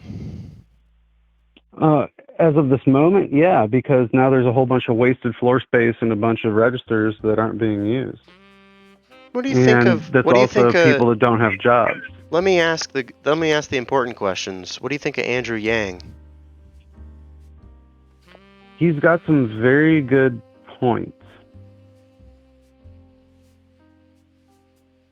I just don't think that America's really ready or deserving of somebody like him right now.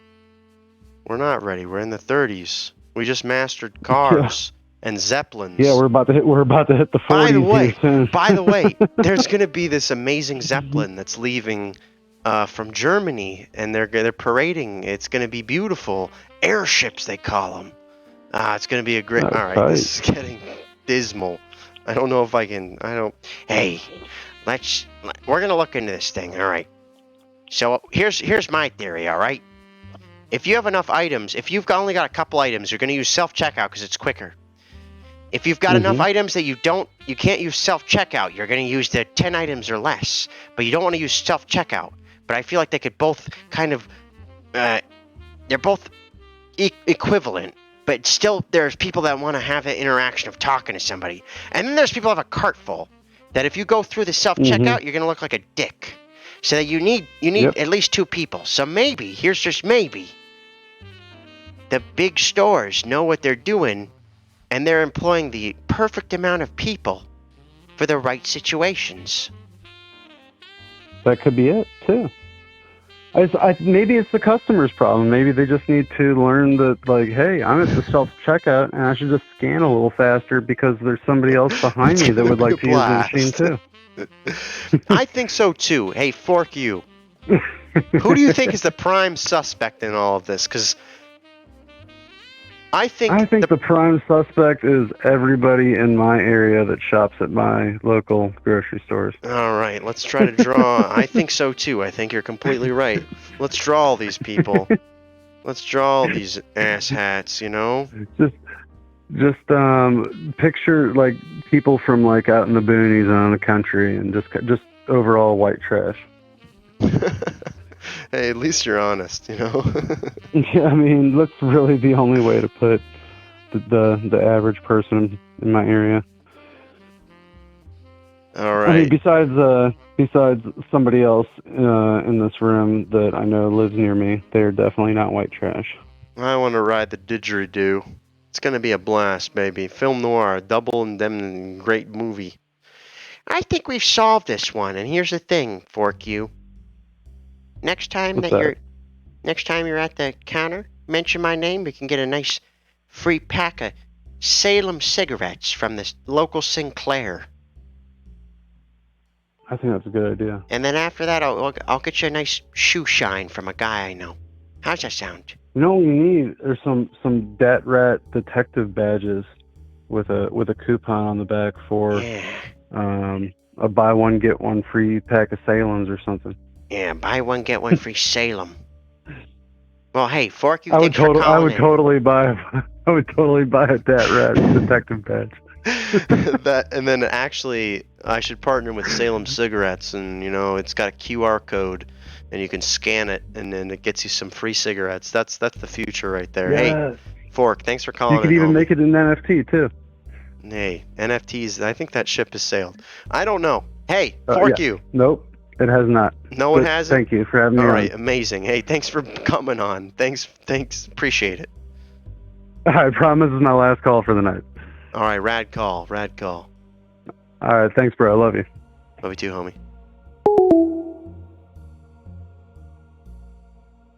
Everybody appreciates a nice bazooka bubblegum panel, followed by a nice Salem cigarette at the local Sinclair. Yeah, somebody's calling in. Moneyworms, get that, please. Call from Mr. Black. Hey, Mr. Black. How are you doing? Oh, is your name Farts? Yeah, this is Dat Rat, and we're trying to solve Bad Rat? Dat Rat, and we're trying to solve some mysteries tonight. I'm sorry about the name. I thought your name was on your shirt there. Yeah, that's okay. A lot of people think that that's my name, but here's the thing. I like sucking down a good hot fart. All right. Well, I've got the biggest case to crack since Y2K. This is gonna blow the world wide open. I'm telling you right now. Okay. I'm interested to hear this case. So, someone, I'm not gonna say his real name, but we'll call this man we'll call him Deep Lungs. How about that? Deep Lungs. It sounds nice. Okay. All right, cool. So he's been on the inside for many years. He's worked in quite a few divisions: CIA, FBI, ATF. I mean, he's been in it all. So he dropped a major bombshell on me last week, and I need someone to help me figure this one out, if it's true or not. It seems more like a conspiracy, but since no one really knows, I'm going to call this a mystery. This sounds like a mystery, Mr. Black. Can I ask a question? Are you in chat right now? Yeah. Yes. What is your name in chat? So I can address you. Salt Circle. Oh, hell yeah. Okay, cool. Go on. Okay. I just want to make sure I'm not going to get fucking trolled tonight. Hell yeah. No, Salt this is Circle. not a troll. No. Sorry. Go ahead. No. No, I like this. No, keep going. I love it. I just Okay. So, I just want to make sure. The mystery, conspiracy, whatever the hell you want to call this goddamn thing, it's do you know what the CERN Hadron Collider is? The Hadron. Of course. Yeah, it's a big laser pointer. Okay, cool. So this thing is actually just a giant donut machine, constantly creating donuts for the masses of the world. Oh, do you think the best kind of donuts? You think that the Hadron Collider is just pumping out donuts? I mean, this thing just constantly, I don't know what the hell's going on, but Deep Lungs was telling me, we were talking the other night over a couple beers, and he just keeps saying, where are all these donuts coming from? Dunkin', Krispy Kreme, all these mom and pops. Yeah. All fronts for the ever constant donut machine. So what they actually call it on the inside is ECDM, not CERN. I don't know what the hell CERN stands for, but it's just a ruse like Area 51. Wow. So what was it? What are they claiming? They're claiming they're just gonna feed the masses with these donuts, but I don't really know if are these good donuts or these bad donuts? Wait, you're saying that did donuts? they openly admit that the Collider's making donuts? Or did they admit that they're like breaking Deep Lungs told me, but Deep they're Lungs. just calling it CERN, saying that they're making little mini Big Bangs, trying to figure out how the universe works and all this and all. But I'm telling you, man, it's mind control donuts, MK Ultra on a massive world scale. I used to play MK Ultra on the Genesis. Wait, so you're saying that they're colliding particles to make donuts, 5G technology, and then they're feeding us these donuts through Dunkin' Donuts, through Krispy Kreme donuts, through Starbucks, through Donut, through Donut Mackenzie's, through Donut Gorman's, through Donut Johnson's, through Hey Puffy Ami Yumi Donut. Those are my favorites. Those are my favorite donut places. This is Donut Gate. Donut Gate 2021, man. All right, we got to open up this file. Hey, Mr. Black. Mr. Black, and from all your knowledge from Deep Lungs and Deep Gate and Donut Gate, we got to open up this file. Hold on, Moneyworms. Get that file going. Perfect. All right, we got this file. What are we calling this case? This is the case of what? Donut? ECDM, ever constant donut machine. Oh, I like it. Type, there you go. Okay, ever ECDM, and we'll even draw a little donut. We'll even draw nice little donut going. What's your favorite kind of donut, by the way? Oh man, I do like a Boston cream. Oh, nice. That's kind of like the cannoli of donuts. Here's what I'm going to say. Moneyworms and I just went to get a bunch of donuts from Hi Puffy Ami Yumi Donut. And we felt a little odd. And it might come into play because now I feel a certain way when you're talking about these donuts. I feel like since I ate these donuts, I feel like I want to contradict you. I mean, do you feel these donuts kind of control your mind after you eat them? Do you feel like you want to go have more Tim Hortons or more Dunkin' Donuts? Tim Hortons? Is that do they make donuts? I don't know. I thought that was what I heard. Hey, I've been just making up things, so that kind of makes sense to me. Kim Hortons, a donut. I know he's got donuts, man. I know he got them. So what we have here is a donut hole, and you take a close look at the donut, and then that donut hole is a hole in the center, and there's a donut. There's not a donut hole at all, but a smaller donut with its own hole, and a donut is not a hole at all. Oh my God! This is breaking my brain, dude. All right, we gotta. I don't know what this word says. Info. All right, our info. Our info has been. It looks like it says info. This is Mr. Horton. Well, the info came from Deep Lungs. Oh, you're right. It was. Scratch that. Yeah. Deep Lungs. That's right. I mean, Mr. Horton can be there too, but. All right. Okay. We're gonna have to investigate him afterwards. All right. Okay. All right. So we got the Hadron Collider. All right. We're gonna draw. This is how we're gonna do it. Apparently, it's protons and neutrons, and they're colliding, and they collide, and they create a delicious, nutritious donut. And we don't really know about. You've ever had. Yeah, amazing donut in the middle here, and we got more particles over on this side coming in here, and there's the big colliders on both sides.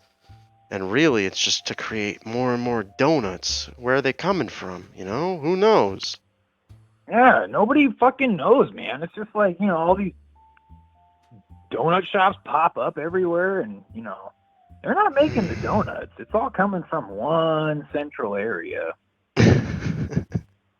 I gotta read this again because I apologize, Tim Stressors. You see what we have here is a donut hole, but then you take a close look at that donut, and that donut hole has a hole in its center. It's not a donut hole at all, but a smaller donut with its own hole. And our donut is not. I still don't. I read it. It's just like that's the even infinite worse. donut, dude. Listen, I'm not a reader. Okay, I'm a listener. All right. Okay. So who do you think is Well, subject? you've done well at both, my friend. I'm sorry. Yeah, that's what I'm saying. Hey, that's. Yeah, we're doing a good job. And here's what I'm gonna ask from you, Mr. Black. Who do you think is the number one suspect in this whole thing? Who's eating the donuts? Because here's the thing. It's not like there's a donut surplus. So there's a lot of people eating the donuts. Well, I mean, do they just give them to food banks? I don't know, but that's why I'm saying about all the donut shops. You see all these donut shops everywhere. That's where all the surplus is. Everybody. I got a little lady that runs a donut shop 5 blocks down the street from me, and she's always got tons of donuts. Nobody's ever in there buying any though. So the surplus is the shops. Do you think that there could be something behind these shops? Like maybe that are these? It's a front. What do you think it's a front for, Mr. Black? Oh man, I don't even know. I thought it was for donuts, but now I don't even know anymore. That would make the I'm most blowing my sense. own mind. Because here's the thing, I feel like, it was the collider. Let's look at the file again. It's the collider that's making the donuts, and then the donuts are given to the fronts to give to disperse to the people, and then us people, we love the donuts because they're delicious, and we have nothing but good things to say about the donuts. And they always smell so good. And they smell delicious. And here's the thing, I just had a donut, and this whole thing is completely copacetic. It's perfect. It's a legitimate business, and I'm eating the donuts, and I have nothing but good things to say about the donuts. See, there's the mind control. I think he is mind controlled, because here's what I will say. I didn't eat the donuts, and I don't feel like that at all. I feel like I feel like I'm being persuaded by the donuts. I think the number one culprit in this whole thing is the donut.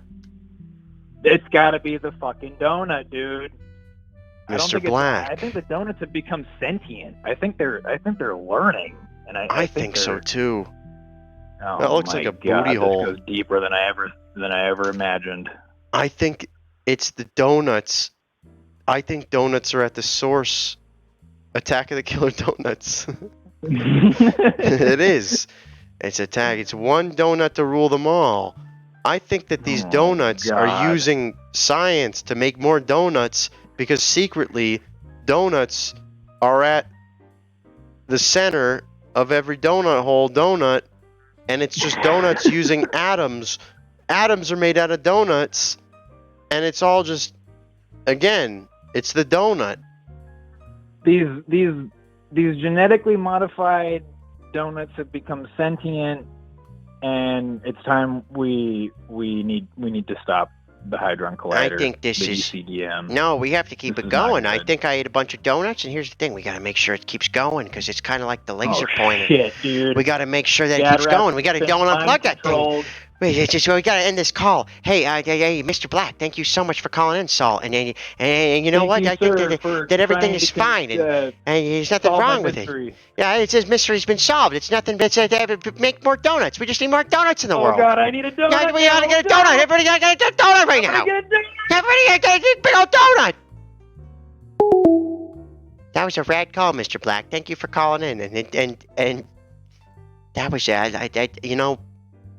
I think we solved that one. Let's mark that one solved entirely. That was entirely solved. Everything's fine. Everything's totally fine on that.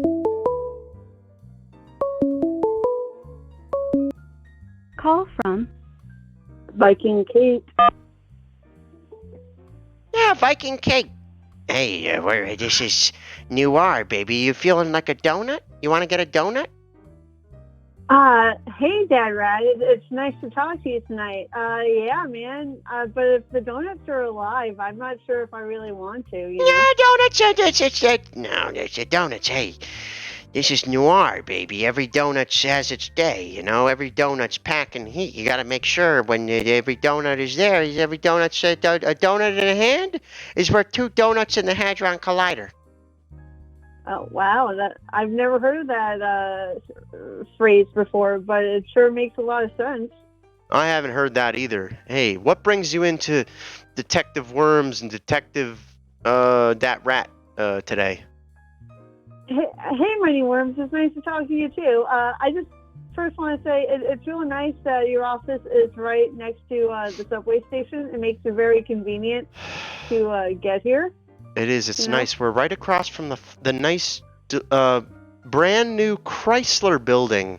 It's a work of art. Yeah. It's an engineering feat, if you will. Are you excited about airships and zeppelins? There's going to be a beautiful zeppelin that's going to come over here from Germany in a couple years, and it's going to be beautiful. Are you excited? I am, but it sounds like you're predicting the future. How do you know it's going to come over? Have you ever used a laser pointer? Laser pointers? It's the 1930s. This is a lot of sci-fi talk. Hey, who's running this case here? You or me? We're all the communists, or the communists are coming from the Soviet Union. Hey, the communists, they don't like donuts. Hey, Viking Kate, you got a good mystery for us? What's going on? We're on the case. I do, and I hate to say it's also food related. I hope that's not a problem. I love a good food. It's not a problem at all. I'm kind of getting hungry myself. Somebody spit in my mouth earlier, but that's all I've had since I ate that donut earlier. Oh boy, that doesn't sound good at all. So Dad Rat, Moneyworms, I made a really good key lime pie the other day, right? And I love a good key lime pie. Have you ever been to Key West? You ever been to Key West? I have not, but I do I like a good key lime pie and a good lemon pie. Lemon pretty great. Ooh, lemon pies. I like a good lemon pie too. I like a good lemon. I like a good pie. I like a good donut. I haven't had any donuts lately. I'm ready to listen. I'm all ears. All right. So as we know, you and I are in New York City, according to the folks outside your window. Yes. And like any good person, folks. I put my pie out on the windowsill to cool off. And you know what? Someone took it. And that's the second time I had a pie stolen recently. And I'm starting to get really upset that people are stealing my pies, you know? Are you sure people are stealing your pies? Are you sure they're not just falling over and crushing on the ground and getting eaten by ants and stuff? No. I'm very good about how I put my pies on my windowsill. What time of day are you putting these pies on the windowsill? I'm just kind of listening. I'm like, what kind of pies are they? Well, the first one was a key lime pie. The one before was a lemon pie, like a lemon chiffon. If you're not familiar, it's a nice little like a egg white kind of topping on it. Nice and eggy and creamy and fluffy. And are they nice and warm? They're nice and hot. What time are you putting them out on the window? So I make them in the afternoon, so then I can have a delightful dessert after dinner. You know, and you got to have a nice cooled off pie to have for dessert. Oh, yeah, of course. You know, and yeah, I don't know. I go about and started cleaning my kitchen and do things in my house and, hang out with my cat. And all of a sudden, I turn around and they're gone. And, I'm starting to get real upset. And I know this is probably not one of your biggest cases, but I was hoping that I could still get help And Oh, we're out here to help you. Trust me, we're out here to help you. And let me say, I love all this pie talk, and I like a nice, ice cold milk when I'm eating a pie, and I feel like I can smell one of these pies already. When are you gonna put your next pie out? well, here's the thing though. I just noticed something in your office. There's a piece of pie on top of your filing cabinet. There is a piece of pie. It looks like there's crumbs and it's on a plate and it has a fork. It looks boy. Well, it kind of looks. It's been smelling like lemon in here. No, it hasn't. That's not. That's not a piece of pie at all. That's been there. That's a prop. That's a fake pie prop.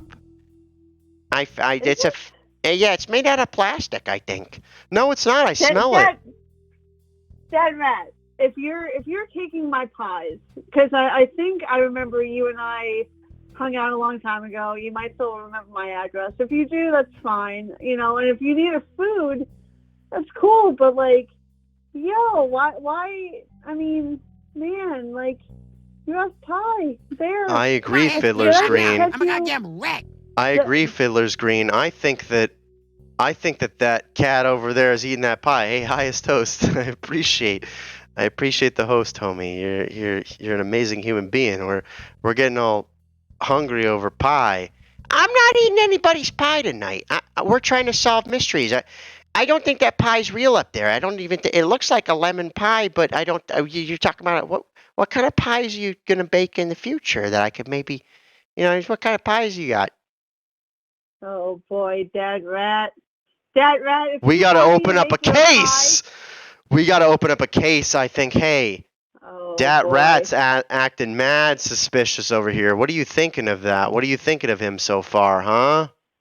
I mean, the times I've hung out with Dad Rat have really been in the nightclub there. That when you hosted those parties in the nightclub, and that first time he was hey, Court 432003 just gifted you a bunch of subs, so that's pretty rad.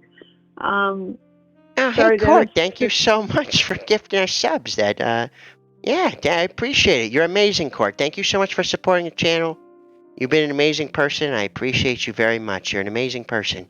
I gifted a sub to Big Dirty Al. Big Dirty Al's Big Dirty Butthole. Okay, all right. All right, what's this case name? What are we naming this thing, Viking Kate?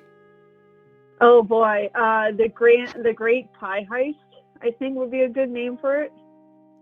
Oh, I think that's a fantastic name for it. Thanks. The Great Pie Heist. HEIST. Oh, I hit the wrong dicks. There we go. The Great Pie Heist. Yo, talk with Tori. How you doing, baby? All right, we're on the phone right now with Viking Kate. V Kate. I'm just gonna say V Kate.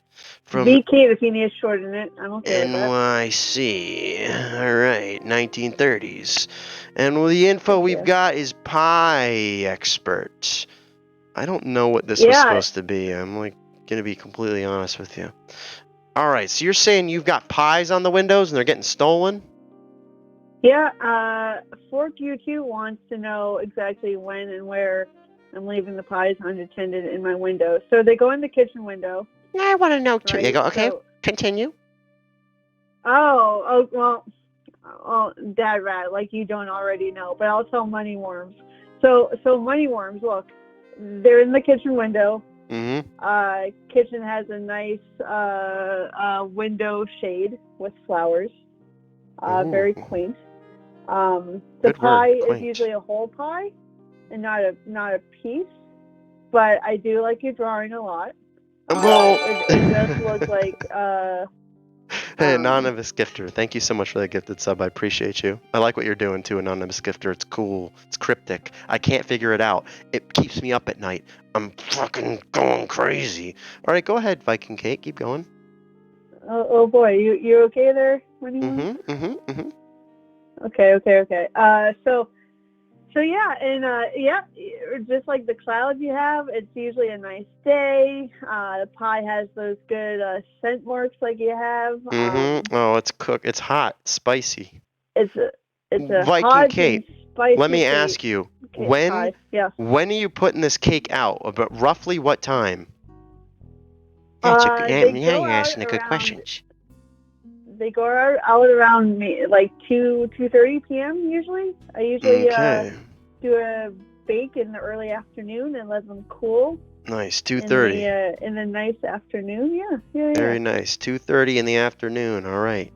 That Yep. checks out. That sounds about right. That's about the time that I'm kind of, taking my rounds and walking out and with my nice detective special, walking around making sure that crime is down and everything. Yeah. Okay. So have you seen anyone in my neighborhood carrying around a No, cake pie? it's everybody's kind of looking good. There's not any suspects, nothing, nobody's out there or anything. Hey, hey, I love. Thank you so much for the gift of subs. I appreciate you. You're amazing. You got great eyes, and I'm glad. Let me get you RB. I'm gonna get you RB right to you. Yeah, that rats. You're sounding mad suspicious. You really are. It's crazy. Again, thank you everyone for supporting me. You're amazing. Hi, you know what? Go ahead. Sorry, go on. Oh, I was gonna say, and hey, Dead Rat. I mean, I've said my piece. You obviously have a piece of pie. But I'll Are you accusing me of stealing your pie? Look, I was about to say, you don't have to admit anything right now, but you know how to get in touch with me, man. Like, if you ever needed some snacks, I'd rather you ask instead of just keeping on stealing the pies that I spend a lot of good time on making, That pie does look suspiciously like the pie that is in your window. Yeah. Yep. So, would you agree? I don't know. I do. I don't know if Dad Red wants to agree, but I think they're very different. All right. Well, look, I won't take up too much more of your time anymore. Thanks, Tori. I appreciate. No. Well, here's the thing. We opened up this case, and you know what? I think prime suspect number 1 is none other than that rat for this case. I do too. So, and Dad Rat, we're still cool, man. I think it's here. I think you both have laser pointers in your eyes. I think you're both mistaken. I don't think we're mistaken at all. I think that we're gonna draw. What were we gonna say? I was gonna say, Dad Rat, you're the one with the big ass shades right now. I can't even see your eyes. You're acting way shady and suspicious, man. Like. These are just what everybody wore. Should protect me from the laser pointers. I don't want anybody to. Right. It's just that rat. Listen, Pigeon. That's what happens when you do a drawing in like 2 seconds. Hold on, we'll fix it. We'll fix it for you. All right. Hold on. It's looking better now. That looks pretty good. Well, hey, Viking Kate, I appreciate you for calling in. This is top secret, 12:30. I think that I'm gonna keep an eye on that rat. I'm gonna make sure that that rat isn't, going around stealing pies and stuff. That's I'm not stealing pies. Viking Kate, your pies are delicious. Thank you so much for calling in. Yeah, keep making those pies. Hey, not a problem. Thanks for taking my case, Moneyworms. I'll talk to you soon. Rat call. Make another lemon pie. Thank you. Thank you so much for calling in. That was a nice rad lemon pie. Oh, that rat. I'm telling you, that rat. Again, I'm solving your mysteries. 419-777-9676 worm. That rat, you're too much sometimes. You're eating donuts. You're in cahoots with the donut industry. You're in cahoots with... Somebody's calling in. I broke the plane.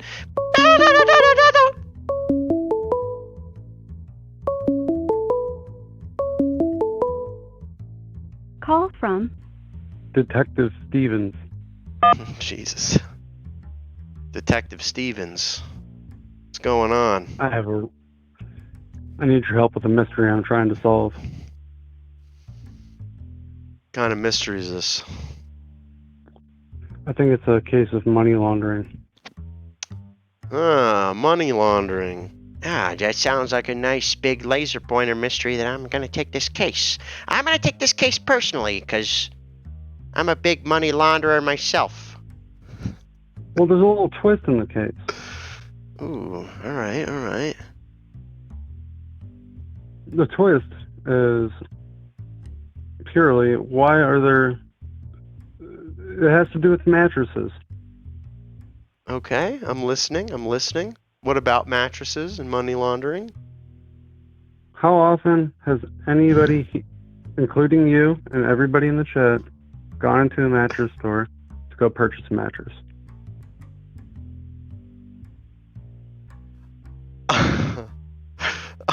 like honestly, like one time or two times, like 0 times, like. First of all, I don't sleep on a mattress. I sleep on the ground. I haven't slept on a I like to eat mattresses. That's about it.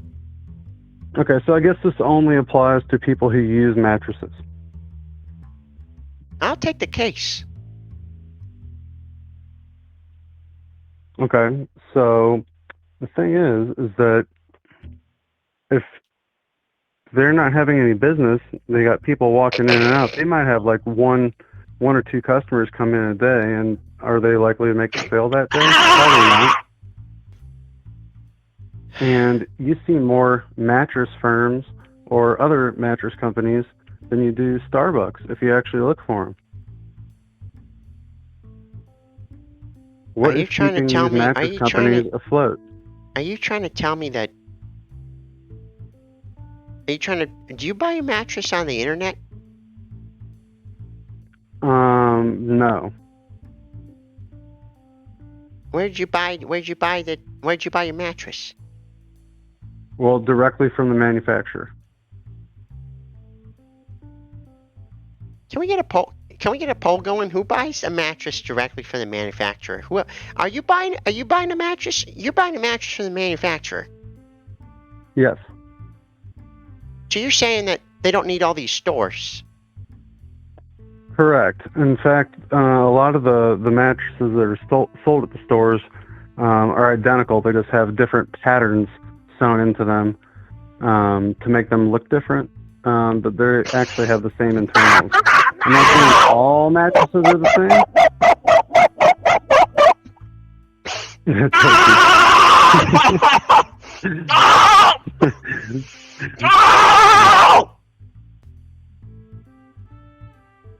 What did you say? What were you saying? What'd you say? I'm saying not all mattresses are made the same. So of course, there's different quality like mattresses, and I'm just referring to old school spring and what's the thing at the bottom? The fucking, I don't even have one of mine right now. The bottom piece underneath the mattress. I'm totally drawing a blank. Box board. For the 96, so let me get this straight. You just huff a bunch of Sharpie and make stupid noises and people give you money on the internet? Is that what we're getting at here? Pretty much, yeah. Now, let me ask you something, Fork. Wait, what was I supposed to call you? What? My Fork works. Oh, thank you, Emily of the State. Thank you so much for the 100 bits. I mean, you could tell it was me at this point. I didn't admit it was me, but I guess you figured it out.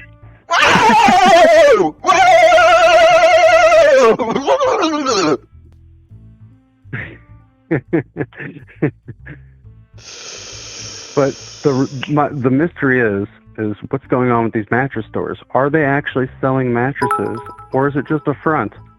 And the last caller kind of inspired me on this front thing, because I know of a real one going on in my area beyond the mattresses. Who's buying? Are you buying have you ever bought a mattress off Craigslist and then sniffed it? No. Would you ever buy? Can you buy? In my state, it's actually illegal.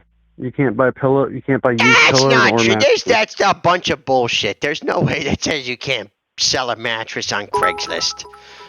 Oh, I'll send you a link. Thank you so much. It's literally against the law. It's due to bed bugs. Yeah, it's a bed bug issue. Listen, I don't care about bed bugs. I'm just trying to. I mean, Personally, I'll take a secondhand mattress from a family member as long as they don't have bed bugs, but I'm not going to go buy one off of Craigslist.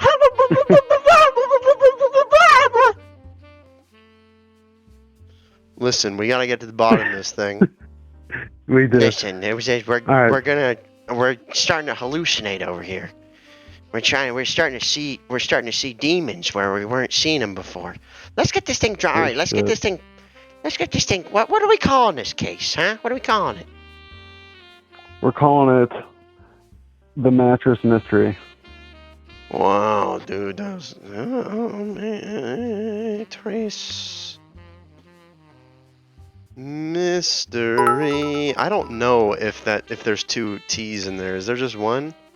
Viking Kate. Yes, there are two T's in mattress, and there's also two S's too. No, I shit you not. Like this is like an actual real thing too. Like there's lots of theories on the internet about these mattress stores. Blue Monkey thinks we're getting sleepy with us. I'm getting sleepy too. I'm huffing a bunch of fucking stuff in here. Oh, Kralvin, thank you so much for a bunch of bits. Thanks for the 20 bits. All right, we got. Who are we supposed to? Who? Hold on. Oh man, you got another hype train going. Hold on.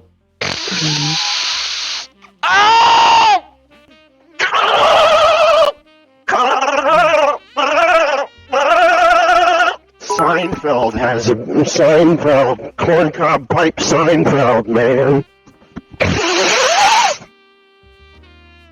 Oh. Stop it, please. Please help me. Oh. I gotta hold on. I gotta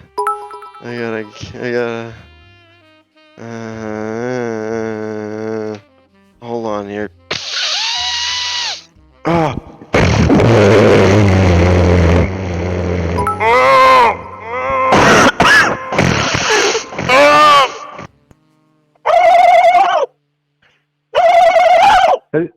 Have you got your vaccine yet, Moneyworms?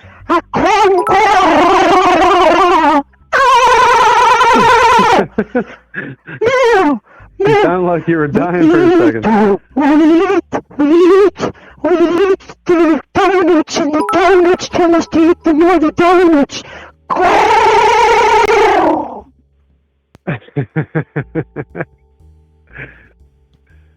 Now you sound like that one, that character from Easter. What was the name of that demon chicken?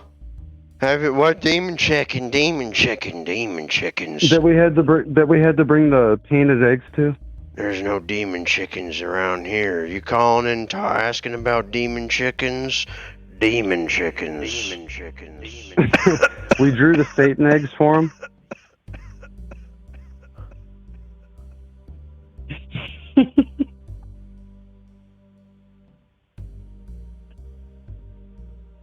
Moneyworms is looking he's looking like he's huffing a bunch of paint. All right, hold on. I'll finish this thing for you. Hold on. You said, what are we drawing here? What are we drawing? We're drawing I guess maybe duplicate mattresses that are identical, but they look slightly different because they're all the same in the long run. No, I'm not bored of this. I love it. Mattress. Sleep. Yes, time to sleep. All right. So you're telling me that there's these mattresses, and people are selling them on Craigslist, but not in your district. And you're saying that these mattresses, like how, they're just in everybody's imagination that they're being sold at stores, but like there's no actual reason for them to be sold at stores at all, right? No, it's just the pure amount of the stores that are out there versus what their daily sales are. Like, how do they keep their overhead with the amount of stores they have when they probably only have one or two purchases a day, tops? We're only purchasing a couple First of all, I want to thank everybody for cheering me all to bits. I really appreciate it. I appreciate you, I Love, T-Ball Sub, Fork You, Krelvin. I appreciate you, Brew Monkey, for the follow. Emily of the State for the 40 bits. I appreciate all of you. I appreciate you, Fork, the 69er. J 69 Yeah, my er in there. pleasure. Thanks again, and thanks again for everybody watching tonight. This has been one of my favorite sure. looking segments that we've had. And all I have to say, This is fun. all I have to say is, I'm trying to eat a bunch of mattresses, and I don't really care how I get them. Well, Craigslist would probably be the cheapest issue, but then you might be eating bed bugs too. That sounds delicious. I'd love to eat some bed bugs. Yeah, some extra protein wouldn't hurt. All right, Fork, I gotta be honest. You called in earlier about not enough people using the things, and is there are you against consumer packaged goods? Are you against capitalism? Are you a commie? What's going on? No, don't get me wrong on that. Not at all. Wait, what did I call?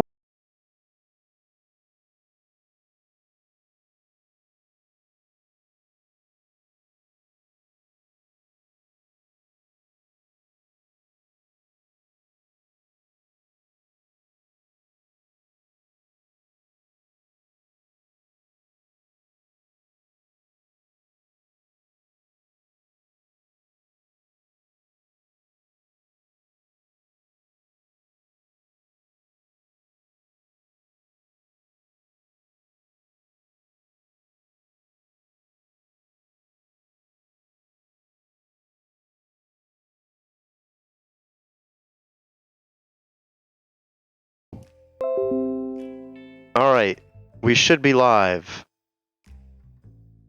Hello, can everyone see my stream? Hello. Yes. I don't know what happened there. I want to say that's got to be on Twitch. It's definitely not me. Hold on. I will call Fork back. Why can't I call you back? I think this is Fork. 1122? Yeah. Wait, who is this? Uh-oh, this is someone new I'm calling. We're calling each other at the same time. Fork. I don't know what happened. I want to say that was my internet. I have no idea. I think it it's was. fine. Your Hello, stream Poppet. dropped, and then the phone call dropped at the same time. I know. Listen, we're doing a lot here. Fork, you're the prime suspect because you're trying to, uh-oh, I'm not picking up. Wait, what's going on?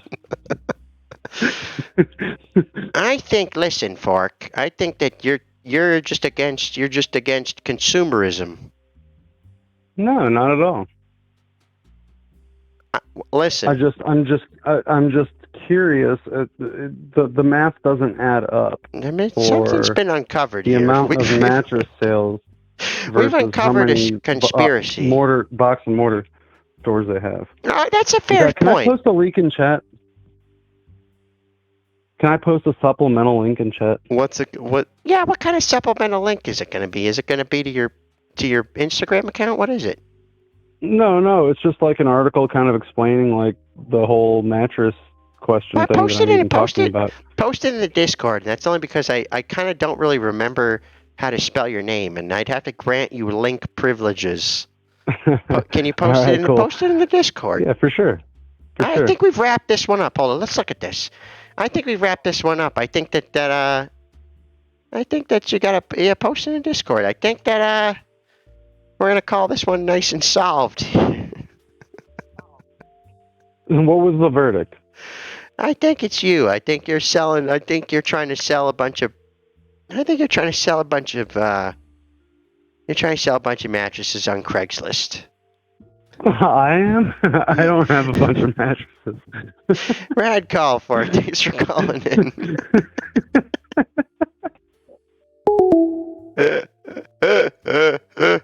Yeah, I'd say Moneyworms.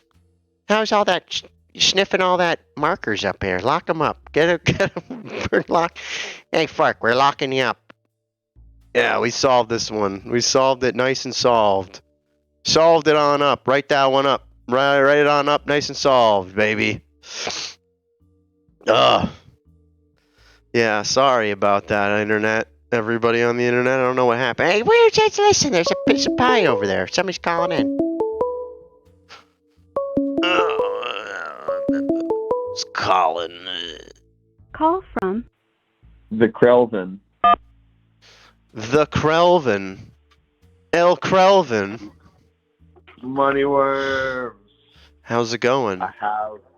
It's going the good. 30s, baby. You got a mystery for all of us, huh? I do.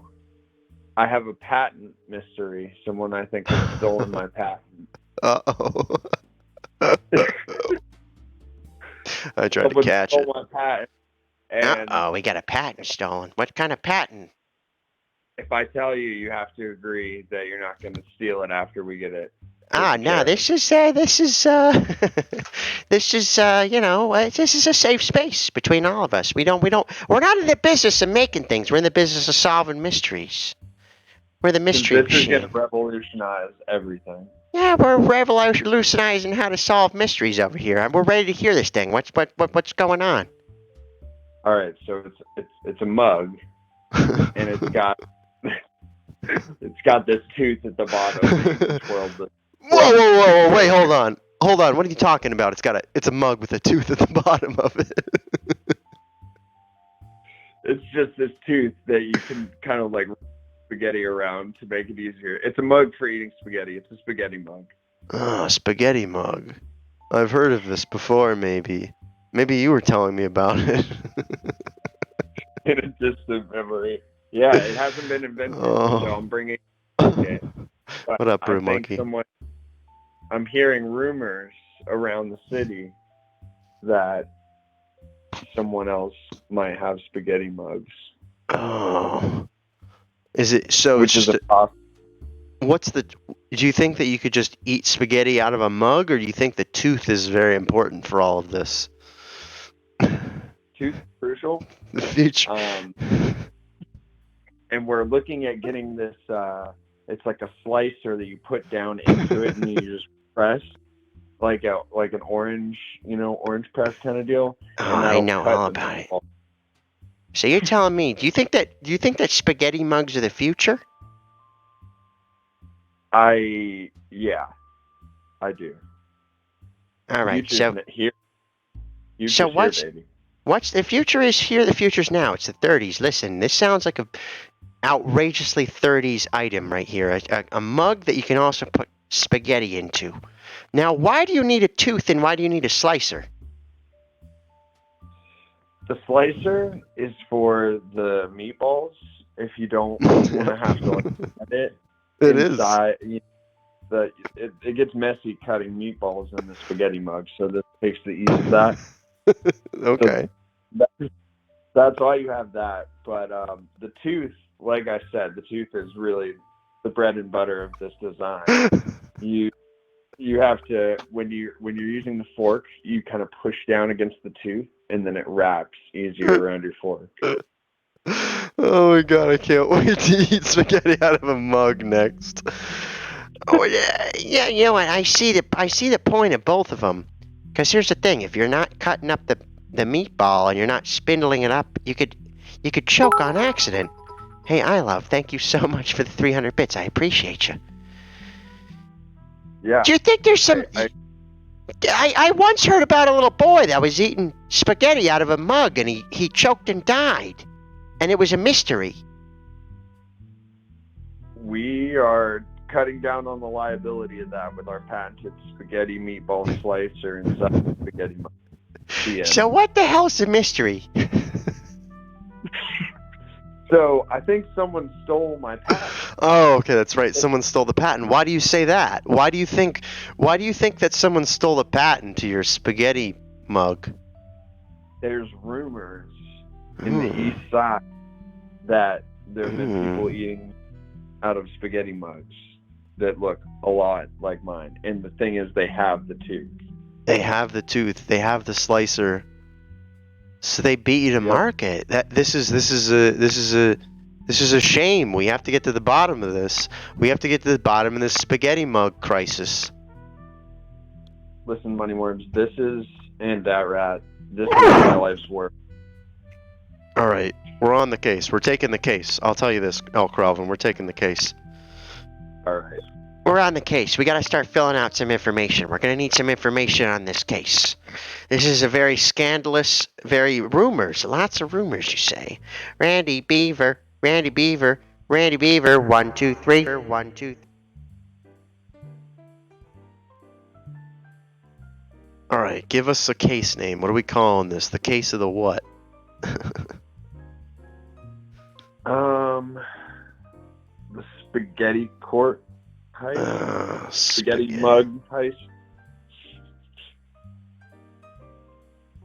I think this is how you spell spaghetti. Spaghetti mug heist. Jet. And this is opened up from El Crelvin. Someone said spaghetti snafu. The spaghetti snafu. I like that. We'll also call it the snafu. I don't know if that's how you spell that word. I don't think I've ever heard to spell that word. Any info? What kind of info do you know on this? So, former It does belong in protege. Hell Court. Uh-huh. My former protege, Jean-Claude Van Damme. I taught him everything I knew, and then he betrayed me.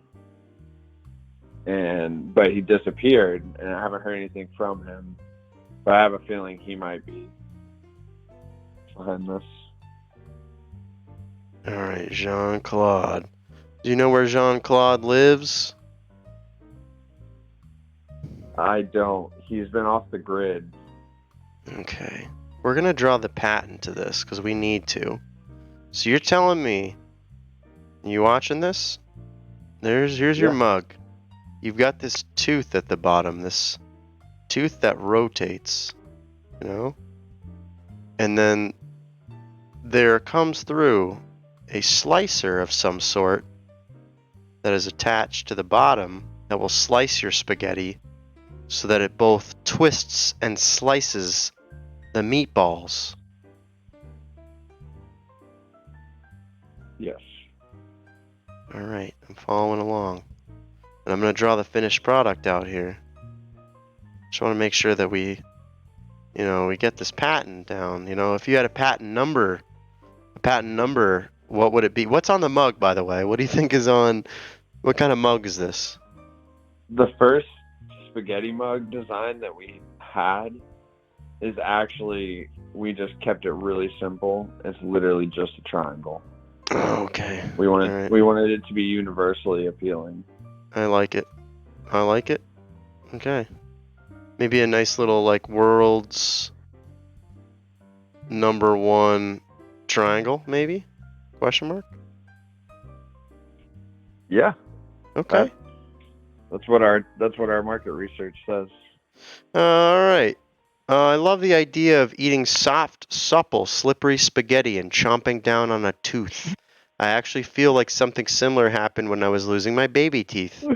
Oh, just a little pigeon. Maybe you were eating macaroni and swallowed a tooth. Oh, fork you, perfect. Patent 42069. All right, patent 42069. Did you say human teeth or bone teeth? Bone teeth. Because that's Hold not on. in our. Let me ask you a that's not in our question. patent. Let me ask you a question. When I ask you, hold on. Every time, do we have to specify bone teeth, or are all teeth made out of bone? No, this is like a ceramic tooth. It's like a ceramic. Is there a motor? Like, what gets it going? Do you put gasoline maybe in this mug? You actually could. We don't recommend it, but yes, you could. Yeah, you don't recommend it, but let's look at this patent that we have. There's these blueprints. Yeah, it looks like we got kind of everything we need on our end, Moneyworms. What do you think? Yeah, I mean, we kind of got the blueprints to this. We even have the patent number. It's secret. El Crelvin. We got it, you know? I think we solved the mystery on how to make the spaghetti mug. Is that what we were doing? We're trying to catch the guy who stole my plan. Well, I think we're going to try to make the... Do you want to...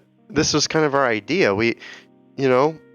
Moneyworms and I had this idea where we have this like mug and it's got a it's got a tooth at the bottom of it, and there's a slicer for the meatballs.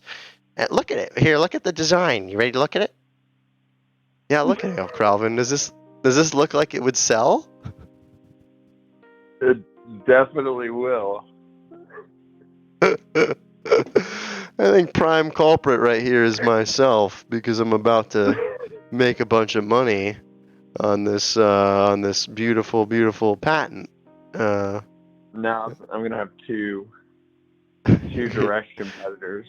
I hate to break it. Turn a profit. I hate to break it to you, Al Calvin. Are you ready to hear this? What? I am Jean-Claude.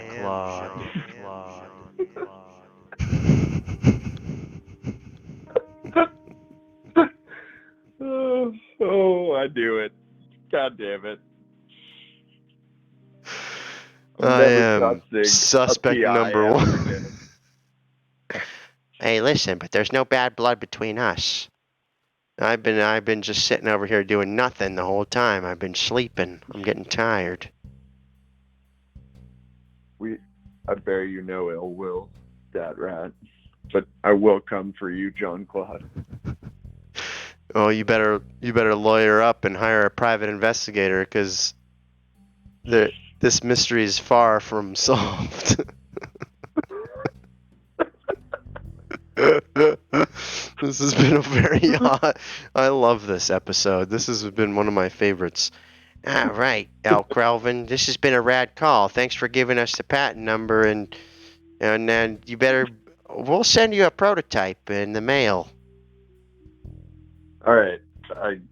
I don't really know what to do at this point, so thanks for your help. I think you gotta. Hey, I think you gotta hire some private investigators to make sure that they come after us. This is far from over. Jean-Claude Van Worm. Okay, thanks, Moneyworms. Thanks, Dat Rat. Thanks for calling in, El Calvin. I love the idea. Thanks for giving it to us. Rad call.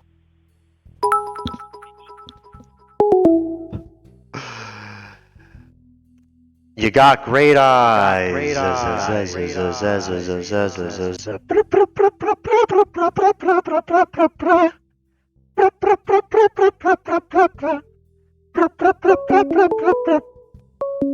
Somebody's calling in. Wants to steal our. We better get a private investigator. Somebody's trying to steal my idea for this spaghetti. To accept, press 1. Oh To my send a God! Wait, voicemail, what? Hello, this is Moneyworms. Who am I speaking with? This is Detective Bastard, codename Johnson. How you doing? What the hell? Who is Project? Oh, all right, cool. I'm doing good. This is this is Detective Moneyworms and Detective Dat Rat. We're taking what, you got a mystery for us? I heard you guys are pretty good at solving those kind of crimes that other normies can't quite figure out. And I think I got a scoop for you if you like some ice cream or frozen yogurt, into that sort of thing. Now you're speaking my language. All right, I'm all ears. You sound like you're in an iron lung. What's going on? It's the 30s, baby. Yeah, it's the 30s, and I've been smoking about 337 packs a day, and feeling really good about it. My doctor recommends more, but budget only goes so far. Dead Red, I got a situation that I need to spread out like fine butter on toast. You know what I'm saying? Yeah, I'm catching what you're putting off. You're talking about butter. I'm a big buttery rat. I'm excited for it. Come on, tell me more about this mystery. I'm all ears. Well, listen, I got some friends down at the pier. They're talking about some sort of strange shipment coming in the shipyard. And of course, they haven't signed on with the boys to be totally quiet. So they're telling me about these shipments, these big cargo crates. And they say big words like uranium and plutonium, like some sort of scientific non-mumbo jumbo. These are union boys. They don't know what it says, but I got a feeling it's something big. Oh, yeah, I think that's kind of big. What kind of, are these coming in barges? Are they unmarked containers, or they really just say plutonium on the container? Tell you what, I got the scoop. I got another scoop, 2 scoops, 1 pistachio, 1 vanilla.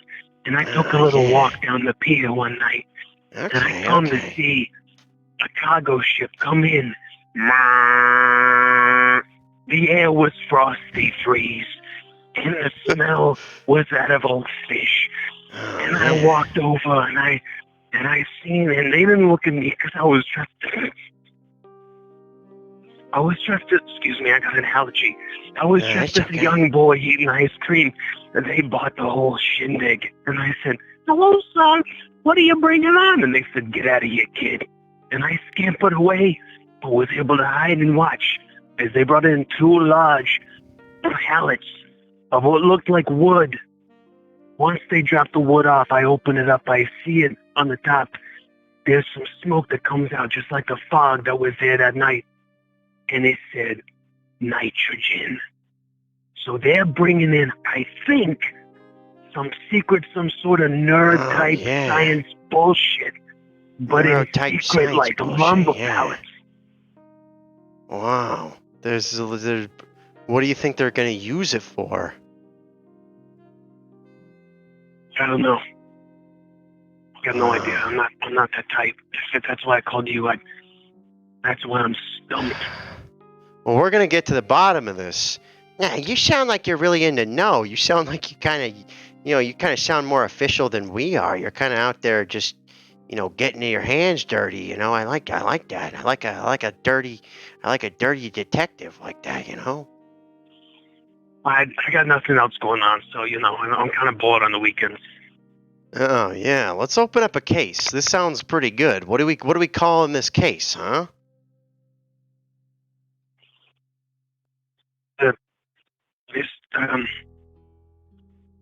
The bad boat mystery. The bad boat mystery. I like that. Okay, the bad boat mystery. That's exactly what this is. All right, and you said your name was like Ice Cream or something? What was it? No, my name is Detective Bastard, but my code name. Okay. Sorry, these allergies. My code name is Johnson. Okay, Johnson. I like that. Johnson in quotes. We'll put it in quotes. Oh shit! I fucked that up. I'm Detective Johnson, but my code name is Bastard. I've been saying it the wrong way this whole time. That sounds. Hey, I like that code name. We'll just call you Bastard. That Bastard. Maybe I could go by, instead of that rat, I could go by that Bastard. That kind of sounds nice and professional. I like that. Wow. You could be that Bastard. That Rastard. I like that. Bastard and that Rastard. I think, Moneyworms, I think I'm going to leave you. I think I'm out of here. That rat bastard, and Bastard Johnson are out of here. I'm joining his team. Yeah. Well, I mean, you can join. We don't have payroll or benefits or nothing yet. I haven't even gotten the LLC. Nah, we're not good. Don't worry. We're not getting paid for any of this either. We're just leasing the space. We haven't paid anything on this. We just need a place to chain smoke away from other people, We just look important and wear sunglasses and chain smoke. I'm glad you guys do that too. I feel less weird about it. I hang out at the drugstore on the corner of 45th and Jenkins, 45th and Jenkins, that corner store. Yeah, lobby. 45th and Jenkum or Jenkins? Yeah, Jenkins. Yeah, 45th and Jenkum. Yeah, it smells good over there.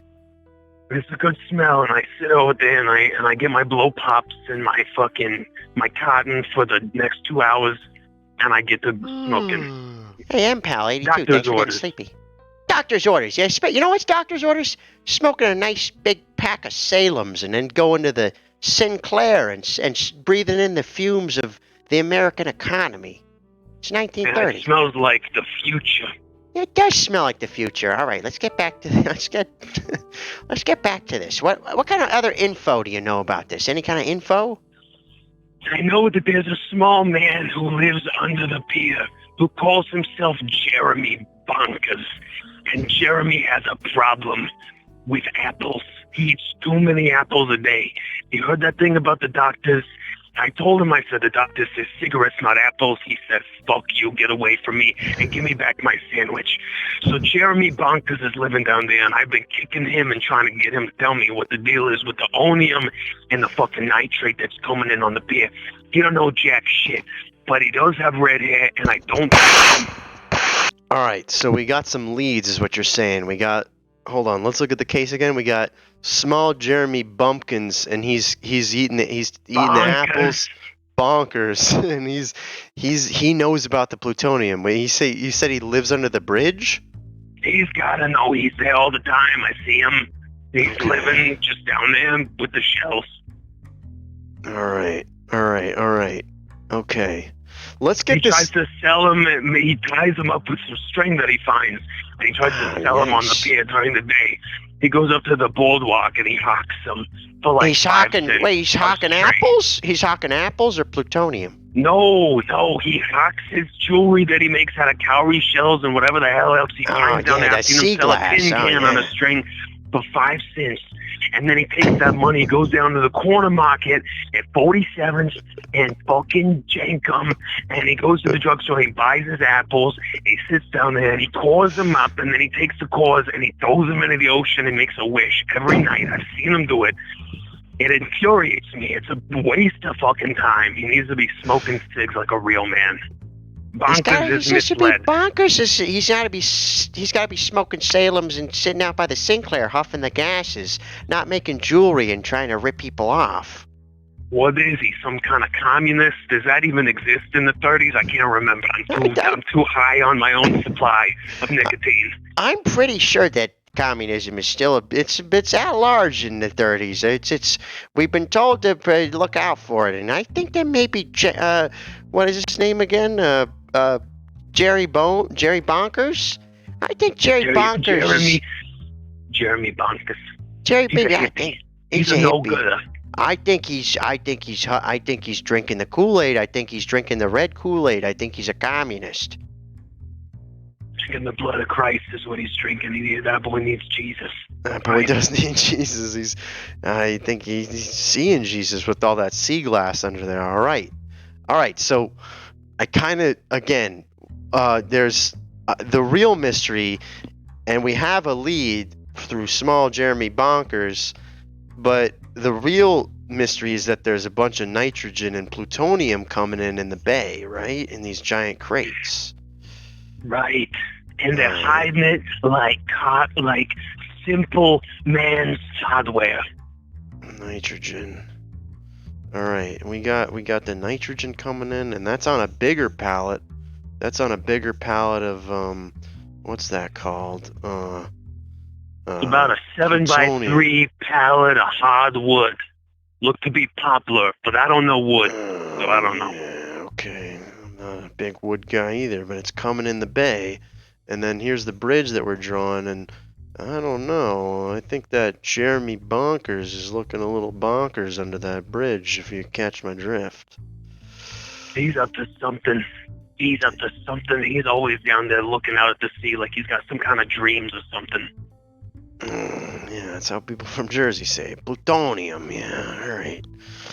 Now, let me ask you, who do you think is prime suspect number one in this case? Do you think that we can rule out Jeremy? Do you think he's working with a bigger, distributor? Do you think he's just a small town guy making sea glass like a crazy person under a bridge? Wrong place, wrong time. What do you think? That rat, Jeremy is a little anchovy. What we're looking for is the big fish, the big kahuna, the big tuna. Perhaps a big whale shark, if you will. Let me tell you about one night. I go out there, I got a triple scoop, I got cookies and cream, I got vanilla, and yeah, I went for the strawberry this time, okay? Strawberry on top, because I want that pop. You hear me? So I go down there, dressed in my little scantily clad outfit, like a little schoolboy lost in the night. And I wander down there, and I see the men bringing off this wood off the fucking plank. They're bringing it in by the tonful. And I know it's the same smoky shit I've been seeing every day for the past 3 months. I followed them to an old warehouse. I sneak off the back, I climb a ladder, and I get onto the roof. I'm looking down through the hole in the roof, and down below is a big fat woman, and she says, welcome to my home. And she looks like a horrible old hag, okay, a witch doctor, if you will. She says, put it over there. And she's got her nasty feet out with her toenails out. And she's plotting and she's counting numbers on a little cash register. She's got her big fingers. And she's just hitting too many buttons at once, but she knows what she's doing. And I got scared. And as I'm licking my ice cream, it drips. And right as the drip hits the key and she looks up at me, I see that they open a vault in the side. And they open the cargo and they pour in that plutonium in big vials of glass into the vault. And suddenly she screams like a creature of the night. And I go booking it down the ladder and down the pier in my little feet, you know, in my tall socks and the schoolboy boots. I'm clapping and clopping, and I suddenly get chased down the street by a bunch of women screaming hell at me. So clearly, there's some sort of government agency, primarily led by women, and they're doing something. I don't know. They had phenomenal nails. I'll tell you that. You know, I wasn't so scared not to notice that, but something's going on at this pier. I'm telling you, okay. Something's going on at that pier, and you got your little schoolboy boots and everything. You could have led with that, you know. That was the juicy bit. That's what we really needed to nail this down. I think it's got to be the women of the pier. What's the big the big woman down there that's running everything down by the pier. That's not just small Jeremy. It's big. What's her name? I don't know her name, but I'll tell you this. Neither do I.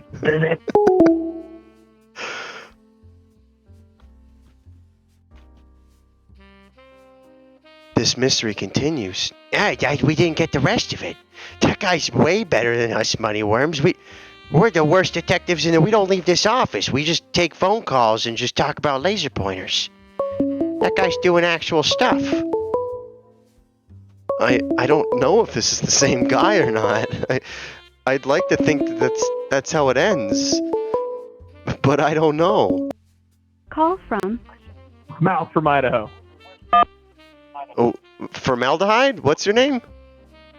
Mal from Idaho. Mal from Idaho. What did you think of that? Do you know anything? Do you know anything more on the case of the plutonium on the river? Oh, the plutonium on the East Coast. No, I'm on the West Coast, and we call them ladies of the night, not creatures of the night. Oh, wow. Yeah, you seem to know what you're talking about, too. How come everybody's better than us? We're just the worst detectives in the world over here. You guys are the best detectives because you helped crack the case. I want to piggyback off the mattress guy. I think he's absolutely right. They're changing names every year. They're always having a sale, and they're always at the same spot. How could they keep changing names, having sales? How do they make money? I think it's a money front. I think it is a money front. I'm still trying to digest this plutonium that's coming down the river. All right, I'm shifting focus. We'll get back to that at some point. Let me turn the page on this one. We got to open up a new case file. This case, the file, the case of the. Let's do it. The case of the bad boat mystery with Johnson and small Jeremy Bonkers. That's still open. We got to turn the page on that one. That's still quite open, you know? That one's still going. We still got some leads on that one. That one's real juicy. There's a lot of stuff going on in that one. All right. All right, so we're listening to the mattress pad now, or the mattresses.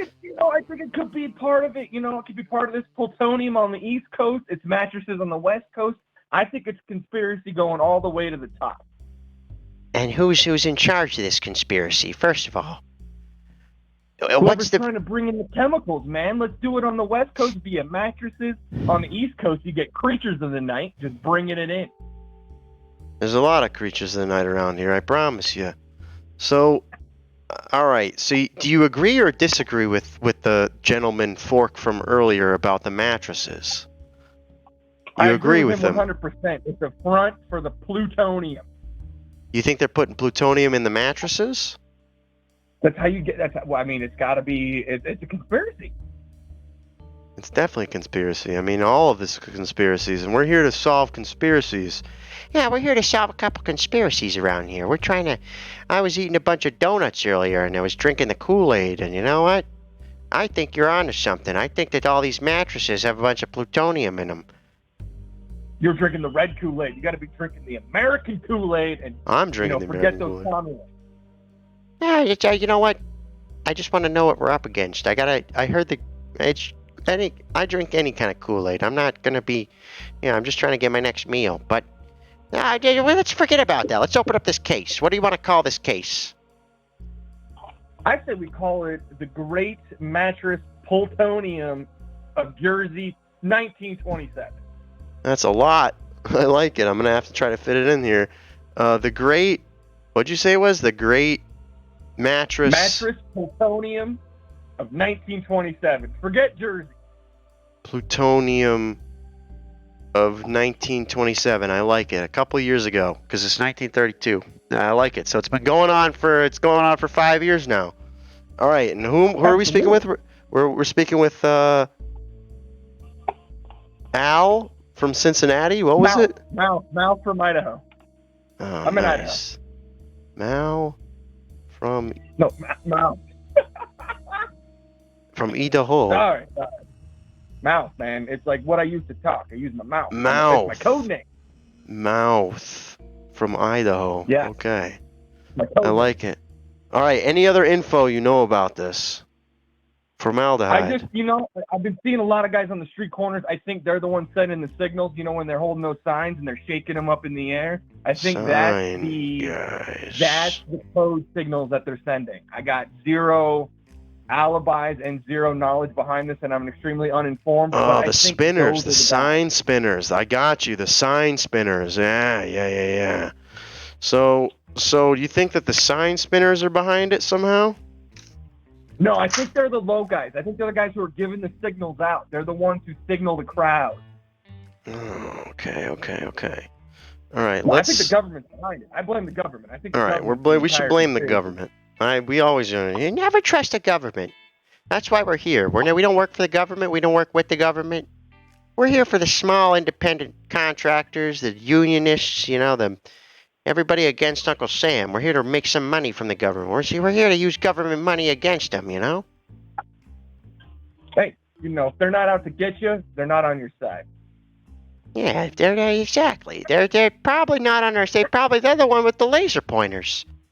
The government's the ones with the laser pointers. Trying to bring down them airlines with laser pointers.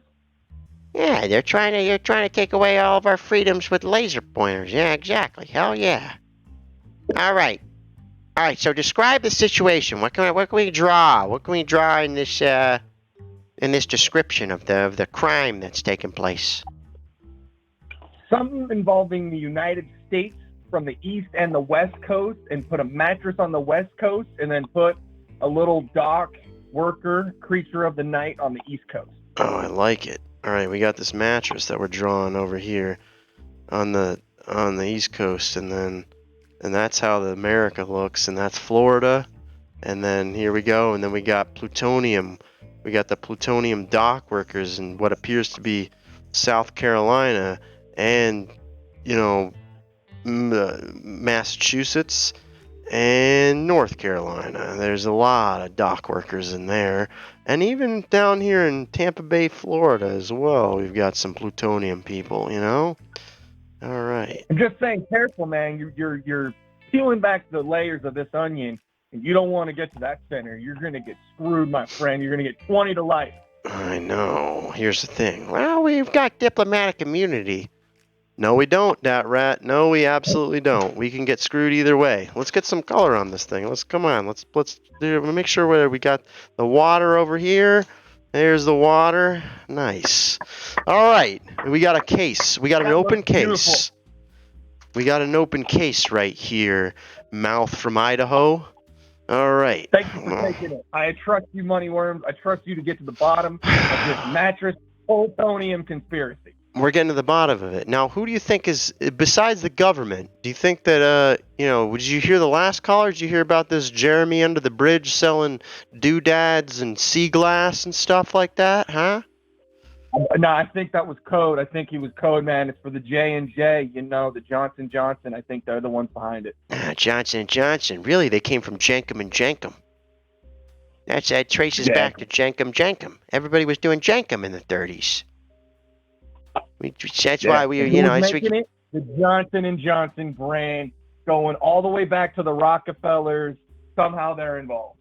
Rockefellers, exactly. Jenkums, we got the big Jenkum families, all the Jenkum families. Well, I think this case is still open. I don't think we have any other leads, do we, Moneyworms? I don't think we do. I think that, I'm trying to wrap my mind around this whole thing. There's too many mattresses that people think are being sold in mattress stores, but really, there's plutonium coming in from the East Coast, but the mattresses are really... Let's look at this thing. Well, the mattresses on the West Coast, there's plutonium in the mattresses. I think we're at a loss here, Dat Rat. What do you think? Yeah, I think that's exactly right. I think that we're on to something. Yeah, I think we're on to something. You are the best detective, Moneyworms. I trust you. You are the new Sherlock Holmes. I appreciate it. We're gonna get to this. We're gonna get to the bottom of this thing. What do you think of that fan up there, huh? It's been keeping us kind of, from sweating in here. I would be sweating if I were you guys. You guys are on the bottom of ultra high conspiracies. That fan is killing it. Thank you guys for your time. Hey, thanks for calling in. I really appreciate it. We don't have a suspect on this one or the last one, but they're related. Both of these are very related. That was a very rad call. I appreciate you calling in. I can't stay on top of any of these things. They just bend my mind. Moneyworms, shut up. We're just trying to make a couple bucks here. We're trying to tell people that we're detectives. It'll do. It's just gonna happen. Wow, we'll do. Hey, heavy blankets. How you doing?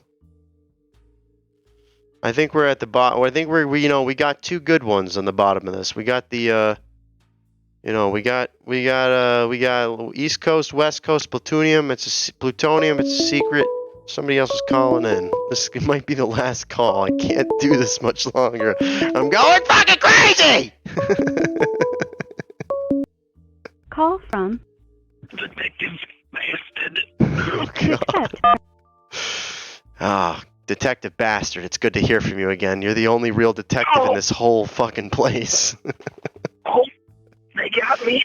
Moneyworms. Oh, no! Detective Bastard, tell us where they are. Where are you? What do you see? List out everything that you see.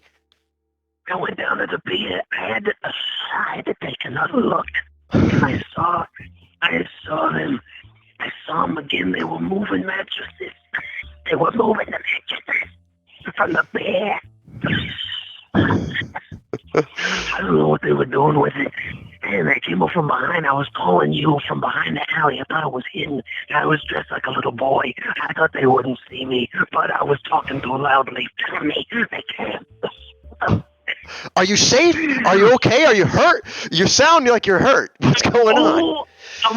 I'm down on the ground. I'm in the alley. I'm hiding. Shh, be quiet. I think they're coming back. No. That's just twins. Right, there's some dogs too. They come and get out of your dog. They're trying to stop. They're biting at my leg. I think. Why did you want to? Hold on. Oh, sorry. I had some gas and I. Yeah, you got some gas. What kind of gas you got? I'm a goddamn wreck. Oh, Deadpool show. Thank you so much for Raid Party 41, baby. Oh, yeah, they came in just at the perfect time. All right, keep talking to us. Keep stay on the line. Stay on the line with us. Yeah. Sorry about last time. Like I said, I thought I got stabbed, but I just passed some gas. Turns out it was bad heartburn, and I found what I thought was blood. They had an extra 2-for-1 hot dog deal earlier, and I put the extra one in my pocket, and that was the ketchup got on my shirt. I thought I got stabbed, but it was just gas. So I'm good. I'm glad you're doing okay. And again, thank you so much, Deadpool Show. I appreciate you. I'm digging the show. Thanks for everybody.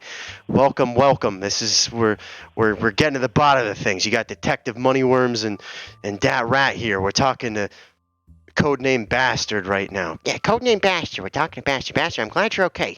What else can you tell us? What else? We're gonna re-dig up the files here for a second. Somebody else called in with the mattresses. We're gonna dig up the back. Well, let's get these files back up here. All right. Yeah, sure. All right, let's get these files back here. Do we need to recap what's happened so far? Is that what you're saying? Yeah, you better recap all these things. Praise Athena. It's a deep hole that we're in, boys. It's a deep fucking hole. Let me tell you something. We are in a deep hole. So long story short, we've been seeing plutonium and other sort of scientific devices coming in, shipped in the form of a wooden pallet, like a layman's tools. Sorry, my throat, my allergies. And I thought I got stabbed earlier. I apologize. It was just That's gas. okay, Bastard. Keep going. It turns out this whole plutonium nitrate situation is tied into some sort of mattress conspiracy. I have a feeling that they're pumping the mattresses full of just gases, okay? And perhaps, when you have a bad night's sleep, my theory is, and people talk about the Sandman. Everybody talks about the Sandman. You know what I think about the Sandman? I think some motherfucker is coming into your sleeping place, your sleeping chamber. Some would call it a bedroom. And they're pulling out the extra chemicals out of your mattress at night. That's why you think you got a bad mattress. You spend $1,200 on a new mattress. It doesn't give you through the night. It's because it's marked for illegitimacy. Bad people come back. They steal those chemicals out of your mattress. And suddenly, you feel like the princess in the pea. You can feel everything. Doesn't matter how many fucking mattresses you got underneath you. You feel that fucking pea. You can't get a good night's sleep. So the fat lady in the pier that I spoke of earlier, she's pumping the mattresses full of this plutonium nitrate and the nitrous oxide, whatever the hell other scientific mumbo jumbo is coming on these pallets. I can't figure it out. That's why I called you guys. You're the best. You understand these situations. And I got this big hot dog I gotta finish. I'm getting hungry right now. There's not an ice cream stall nearby, so I gotta eat this hot dog. Hold on. Eat that hot dog, eh? So when you finish eating that hot dog, can you do me a favor? Can you spit some of the piece of that hot dog into my mouth? I'm starving. I haven't eaten since noon. You're right.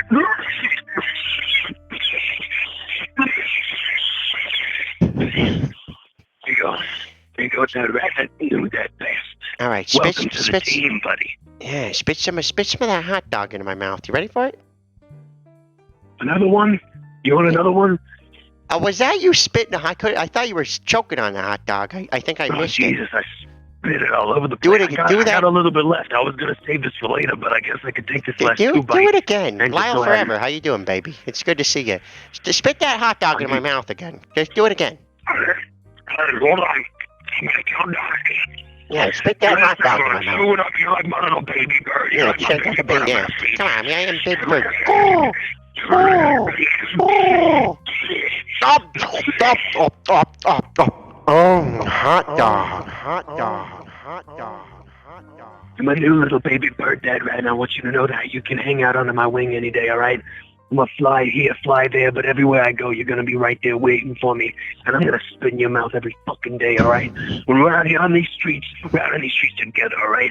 My fucking shoes tied tight, my fucking fists clenched up, and I'm looking for some goddamn hot dogs, some ice cream, and some fucking plutonium-filled mattresses. Let's fucking go, all right?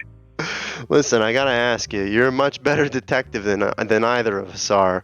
Where did you get your detective license from? Yeah, we just kind of got ours from the internet, and we just slapped it on the front door. Who said anything about a license, all right? I told you I was bored on the weekends. This is what I do, all right? This is a hobby of mine. You're just working the streets. You're just strutting the streets. Court, thank you so much for the gifted sub. What do you do? What are you doing every day, huh? You want to come down to work for us? You want to be the third? You want to work? You want to work for us? I'd fucking love that. Hey, listen, I could use a job, all right? When we're talking about mattresses, you know what I got to sleep on? A fucking coat stretched out across the pavement, all right? Nothing wrong with that, all right? But and I got hot dogs for days. And you know what else I do? When I was talking about eating ice cream, I actually sell the ice cream on the ice cream man. It's a good job. It's a good gig. I put smiles on children's faces and adults too.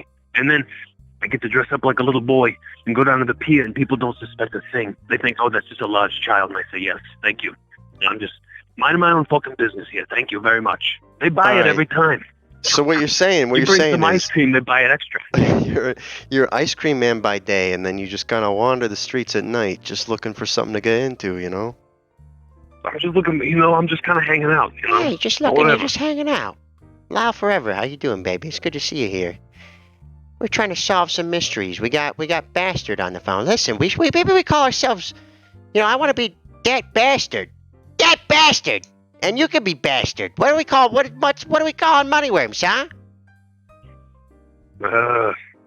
Money Bastard sounds alright to me, but Bastard Worms is kind of weird. Worms Bastard, I don't know what kind of play on words you do with Bastard and Money Worms.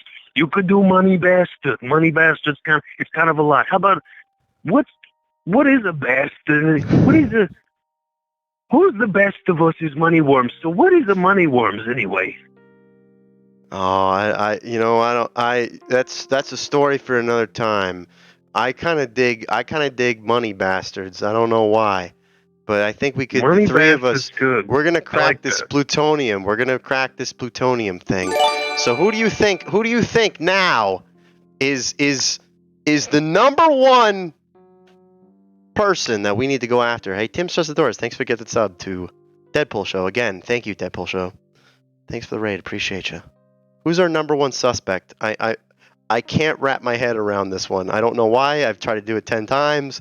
I know there's nitrogen coming in mattresses. There's a guy under the bridge. What are we thinking here, Bastard?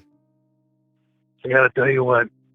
At this point, it could be anybody. It could be fucking me. Who knows? It's not me. It's not me. Don't come knocking on my door, okay? Hey. I don't have one, okay? Hey, What I would say is it's probably, if anybody, it's got to have to do with the fat woman in the pier. I'll investigate that. And then we got little Jeremy Bonkers living under the pier. He's up to something with his sea glass. I don't know what it is. But I'm on the case, all right? I'll look around, and I'll be waiting for my Venmo, okay? I'll send you. I'm gonna send you that Venmo. Sorry, these allergies. And the one dash Bastard Johnson dash 01 dash 17. I don't know what that username is. I don't know how to change it. I'm not good with technology. I gotta go to the library. I gotta go to the little internet cafe, and I type it in, and it's there already. They say, I said it was a private computer. I know it's public, but nobody else goes on Venmo on the public computer, so it's fine. I like to go to the internet cafe, and I like to look up, a bunch of stuff I shouldn't be looking at, The world is your oyster out there. But hey, Bastard, thank you again for calling in, and it looks like we got a pretty solid case here. We're gonna, three of us are gonna triangulate. We're gonna work together on this one, Bastard. We're gonna call each other the Bastards, and we're gonna get to the bottom of this plutonium mattress ring. And you stay safe out there. You sell those ice creams. You stay safe in your little boy costume, okay? You too, that rat. I'm very scared, but I know we're in this together, all right? We're in this together.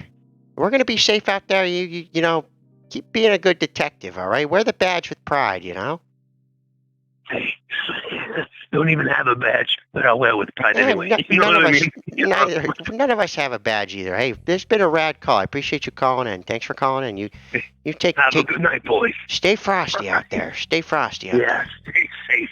See ya. Oh my God, there's a lot going on that one. That was a rad call. Please give it up for a caller calling on in on that one. Bastard, I like it. That was a lot. That was a lot to handle, but I think we got a good lead. We got, small Jeremy Bonkers working under the bridge, selling. He's a small-time guy, small-time maritime guy, selling shells to the people. I think he's a distraction. I think he's the red herring. I think really it's the large woman that's pulling in the nitrogen and plutonium. Yeah, I don't know if I spelled that correctly. Hey, I think that this has been good. I gotta shut the phone lines. I'm getting tired as hell, everybody. I do want to thank some people tonight. I want to thank the Deadpool show. I really appreciate you. I want to thank Mia for the amazing raid earlier as well. I hope you've all enjoyed it. White Crab and Mominatrix, thank you for the follow. And Court for the gifted subs. Tim, everyone with the cheered bits and everything. T-Ball sub, I love. Emily the State, Randy Beaver, Krelvin, Brew Monkey with the follow, all of you. This has been a lot of fun. It has been a lot of fun. You know, we solved a lot of mysteries. We solved pretty much all of them tonight. It's just been a good little detective thing that we had tonight going on. Let's raid somebody tonight. We got a good amount of people. Let's see who's still on. They are puka shell necklaces, heavy blankets. You know, it's a bunch of stuff going on. There's a bunch of stuff going on tonight. Let's see what's everybody doing. Let's we haven't checked in on these people in a while. Let's actually, you know what? Hold on. Let's see what's going on. Let's see what's going on here. Does anybody have any who is that? Who's Hey, Uncle, who the hell is Uncle Joe's parents? Hey, Cake Buster, thanks for getting sleepy. We're sending people. I'll look it up. Viga Victor.